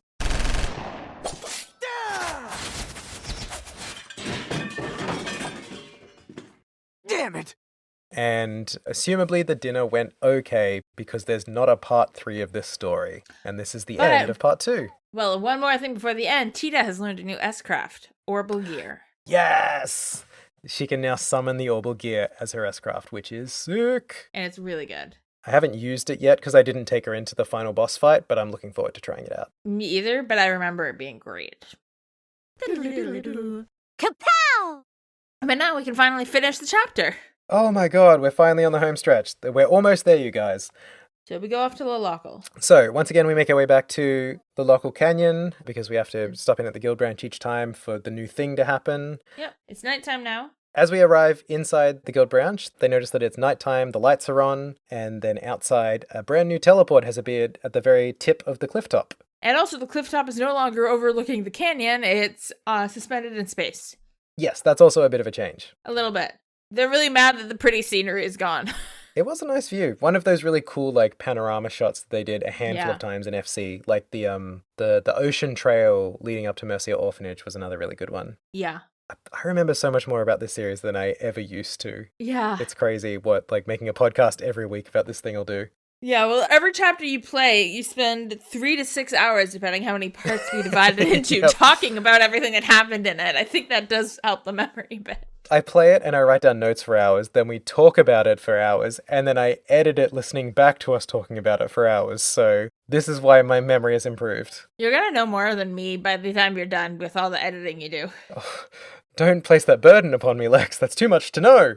No, it's okay. I'll remain the lexicon. I'll keep up my part of the bargain. Thank you. Your work is appreciated. So as the party sort of approaches the teleport, deciding, like, Kevin, of course, is pushing, like, hey, let's just jump in and see what happens, like he always does. Mm-hmm. But before they get the chance, the biggest summoning circle possible appears. So big. It's so big that it fills the screen and the camera has to pan out a little bit so you can see the party at the same time. Mm-hmm. It is another one of the 77 devils being summoned in. This one is Astarte of the Abyss, who looks unpleasant again. And he's another gatekeeper of Gehenna, which we met another one earlier, but I can't remember its name right now. It tries to super evil eye us. Weissman's evil eye specifically. Yeah, they kind of figure out that Weissman's evil eye must have been based on this as like the original curse, like Devil's Curse. It's a far more powerful version that binds space itself. Okay. So they're truly locked in place under this weird like magic bubble.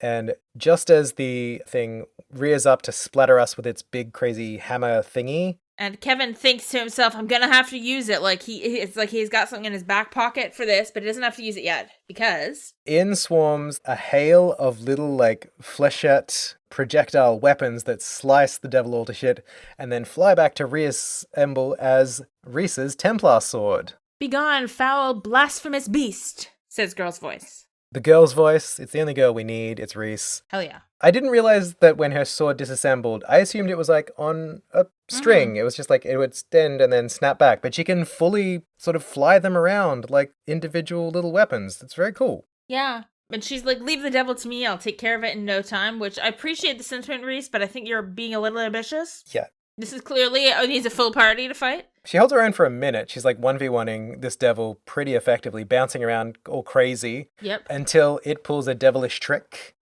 As she goes to make a huge attack on it, it teleports behind her, the anime classic, and attacks her from behind. And she just goes spinning. We hear the downed enemy, dung. So we know she's down. Yep. And it's rearing up to take another hit. Same sort of final, like, charged up hammer smash that it was going to do to us when she saved us. Everyone is panicking except for Kevin, who goes, ugh. Yeah. And finally unleashes his hidden power, the stigma. And for the very first time on screen... The namesake of the chapter. Though I don't think they actually say it, but it's the name of the chapter. Yeah, he charges up, he screams, and then suddenly he summons this 3-pointed star behind him. It's kind of shaped like a Y. It's almost like where angel wings or something would be on your back, but it's glowing. Yeah, it's sort of like the main spine of it sort of goes down his back, and then the 2 points spear off from behind his head. And it kind of has a ring behind his head to suggest like a traditional depiction of a halo. Yeah, it's like but the red of it makes it look like kind of evil. Like it's an ominous sort of angel situation. Yes. And then we get notified that Kevin can now use the S-Craft Spear of Loa. The devil, we go into a battle with him now that everyone's been freed from the suppression bubble.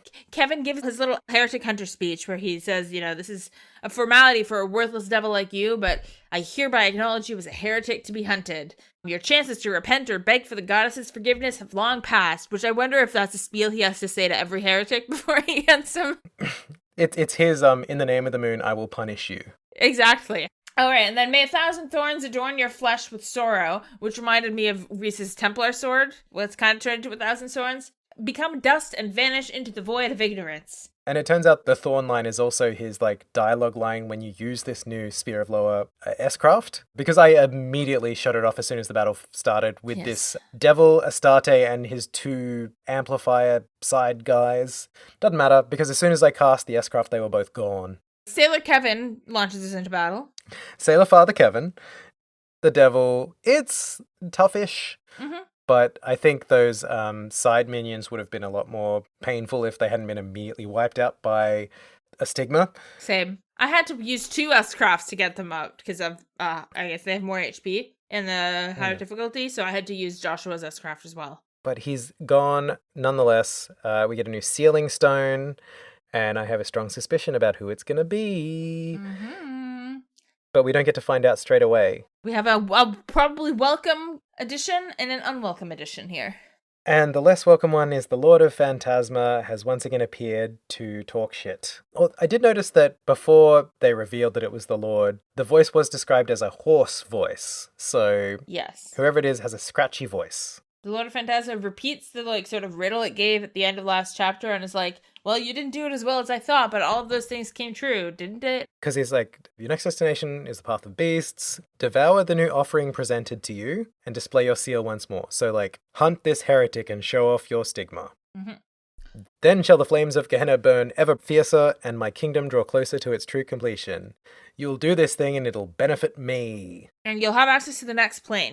It's our objective to get further into this place, but it's also the Lord of Phantasma's objective for us to keep getting further into this place. clearly the plan is for us to keep going on both sides. But then Kevin isn't interested in this shit. Kevin's just like, who are you? And the Lord of Phantasma is like, do you really want me to tell you? Would you like me to take my mask off? Because I will if you ask me to. But are you sure you want that? And Kevin is kind of reticent in the moment, even though everyone else is just kind of surprised, like, that worked. He clearly is holding back some information still. The implication being that he knows already who's under the mask and he doesn't want to see them. I have my assumption. I can't remember if I revealed it previously on the podcast, but I think it's going to be Ein. It's going to be Ein Selnate. Because the gender flip reveal is always a fun pull when you've got someone, like, heavily obscured. True. What's it to be? Do you wish to see my face? And I think also comments on how, like, it seems like you don't really want to see, even though you're saying you want to. Reese jumps into the rescue here and is like, stop trying to mess with Kevin's head with cryptic nonsense. And waves the sword. And the Lord of Phantasm is like, if he doesn't understand, if he finds what I'm saying cryptic, it's because he's deliberately convincing himself he doesn't know what I'm talking about, but he knows. And then kind of directs us what to do next in the game as the Lord summons its, like, teleportation thing to go away. It says, regardless, the time has come for the child of the sun to return to you. Little confirmation. And with that, you will finally have sufficient pieces for me to prepare some more advanced game boards for you. So your party's getting bigger and I'm going to up the difficulty. Our next destination is apparently the Path of the Dream Devils, where we will cross between the realms of shadow and light and gather the black and white pieces therein. So we're going to play chess with some devils. Oh, I just figured like another split path, but this time it's black and white themed. Maybe. Only upon the completion of your collection will your path to yet a new game board become clear. You have to complete the next plane till you get to the one afterwards. Yeah. Thanks. Or the other option is pull a Gilbert and just use a warp pipe to get several worlds further in illegitimately because you suck too much. This reminds me, this is such a weird pull, but because I was talking about the Tudors at the beginning of this episode, back in Tudor England, it was considered kind of an art to be super roundabout and take as long as possible when writing letters to get to your point. It was really considered like an art and a sign of high class and artistic ability and like master of words or whatever to have like to take a billion years to get to your point in a letter because you kept throwing flowery speech. And that's clearly what the Lord of Phantasma subscribes to. Oh, yeah, more words is better. Like, what's the most roundabout way I could say something really basic? But yes, he signs off, teleports away to tee-hee-hee some more at us doing exactly what he wants us to. Kevin's like, Reese, I know we have a lot to talk about, and we will have that conversation, but first we need to go get Estelle, because that's not fair to not have Estelle. For Joshua's sake, we need to get Estelle back because he doesn't know what to do without his wife to guy for. But everyone is so hype about Estelle. Yeah. I mean, it happens in this scene with, I think, whatever characters you have in your party other than Joshua and Kevin are going to be like, yay, we're so happy to get Estelle, and some variety of that. Yeah. I love that all the characters in the game feel the exact same way as the player. That it's like all of us have just been waiting for Estelle. I was so excited, yeah. I thought it was going to be her a couple of times, and then I wasn't sure if we were going to get a different bracer at the end, like actually get Grant O'Connor or something. But knowing that it's Estelle and we're getting our girl, so good. Everyone's excited. I almost expected them to do like an even brighter unsealing reveal because she's the girl of the sun. But alas. They don't go too like overboard. She brightens up the room without the special effects. But I did want to say what's so special about this is that it is not at all an excitement to put Estelle in my party. Because, like, Estelle's not great in combat. Not really. I'm probably not going to put her in my party much, if at all.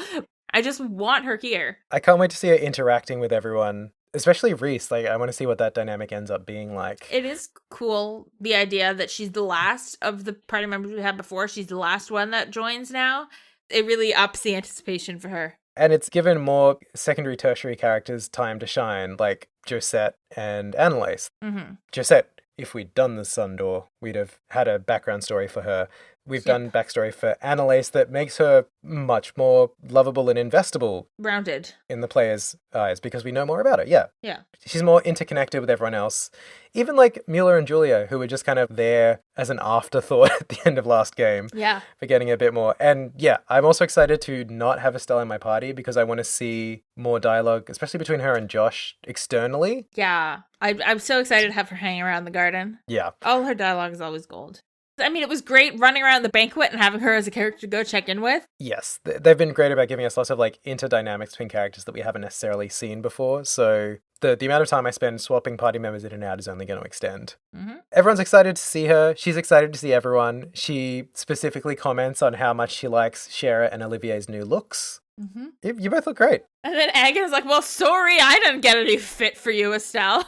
But he did. His character art changes in this. He did actually get like a support brace for the bottom of his sword on his back holster. Yeah. So the art is actually slightly different. He did change his outfit and now he's mad that nobody noticed. Aw. Poor Agatha. He's like, I tried to do fashion and nobody noticed. Aw. Meanwhile, Josette has to try and roast Estelle. It is very funny that Josette seems to think that they're still in competition for Joshua. Yeah. Like, honey, there's no competition going on anymore. It's only in your head. Yeah. She calls her an airhead and Estelle's just like, that's not a nice thing to say. Were you raised in a barn? Doesn't fight back. She's kind of like cutting off. She's not participating in the fight anymore because she's a mature woman in a relationship. Mm-hmm. And so she sort of introduces herself to Reese. Is like, hey, it's nice to meet you. And then turns to Kevin and says, hey, Kevin, are You okay? you okay? You look a little pale. This is all it takes to set him off because he almost immediately collapses to the floor, panicking everybody. Yeah. Reese kneels down next to him and he's like, sorry, Reese, I gonna have to take a rain check on our talk.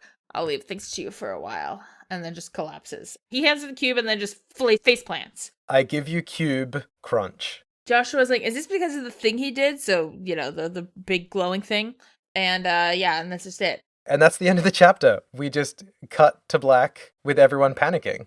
I think the suggestion is that we're going to have a reversal where now Reese is going to be the soul party leader for the next chapter. That's at least what it implies.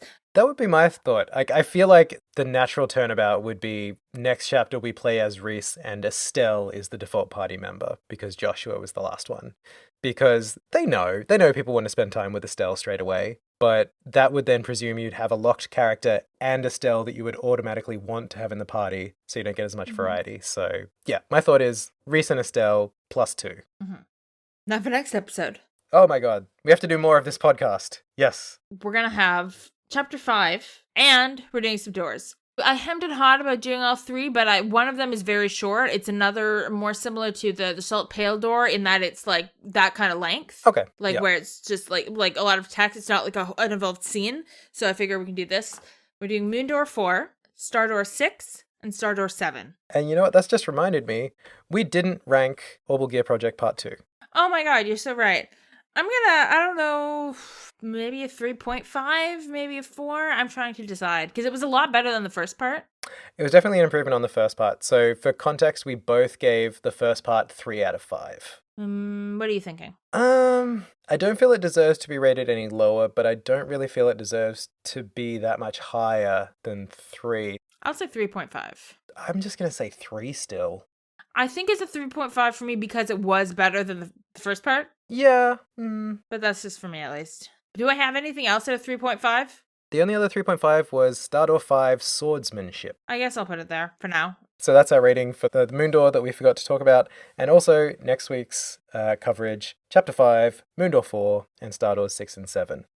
So before we wrap up for the week, we need to open the TWG Community Chest and read the chest message that's inside, which is the name of one of our fellow shows on the West Garbage Network, a network of podcasts that are great, and you should listen to some, most, or all of them. Yes. Any of those options. This week's recommendation is a oldie but a goodie. It's Video Game Podtimism, which is Chase and David, two lovely gentlemen who love good games. Not great games, just good games. They talk about the games they're playing or what they're watching or just sort of check in with each other because they are lifelong best friends, which is so lovely. Mm-hmm. And the big final segment is Good Games, which is a bunch of okay-ish games that listeners have suggested that they go into and find what there is to love about them. Because all games deserve love, even the okay-ish ones. Mm-hmm. I personally have recommended so many okay-ish to genuinely bad games to them. Fair enough. I'm sorry, Chase, but I will always keep doing it. Chase is also, if sounds familiar, but you haven't seen the show before, Chase was on our FC finale episode. Yes. You can also catch Chase on .zip as well. He's a part of that podcast also, because we all love to give ourselves so much to do. Oh, yeah. But yeah, check out Video Game Podtimism at podtimism.com or through the Worst Garbage Network's website, theworstgarbage.online. And that is the end of the Community Chest for this week. And that's also the end of the episode for this week. So thank you all so much for listening. Next week, one more time, we're going to play Chapter 5 and go through Moon Door 4, Star Door 6, and Star Door 7. As for us, you can find us on the OrbitNet, on Twitter and Blue Sky, and Instagram at TrailsPod, or send us an email at trailsdotrails@gmail.com, or check us out at trailspod.online, or just come and bother us in the Discord, because we're there a lot. I think yesterday I was in the Trails channel until like 1 a.m. and we had 600 messages or something really disturbing. It just kept going. I need to fix my sleep schedule, but I keep staying up late in the Trails chat. It's a problem. Yeah, I love Trails, but for me, the Trails channel is a sometimes food because there's such a thing as too much of a good thing. And honestly, any time of day, somebody's got it. I spend way longer than I mean to sometimes because I get wrapped up in conversations, but it's a great time. But that's all for this week. I've been Lex. And I've been Matt. And we'll catch you on the next one, which is coming out in only a week from when you're listening. Yes, we'll catch you very soon. But until next week... It's over!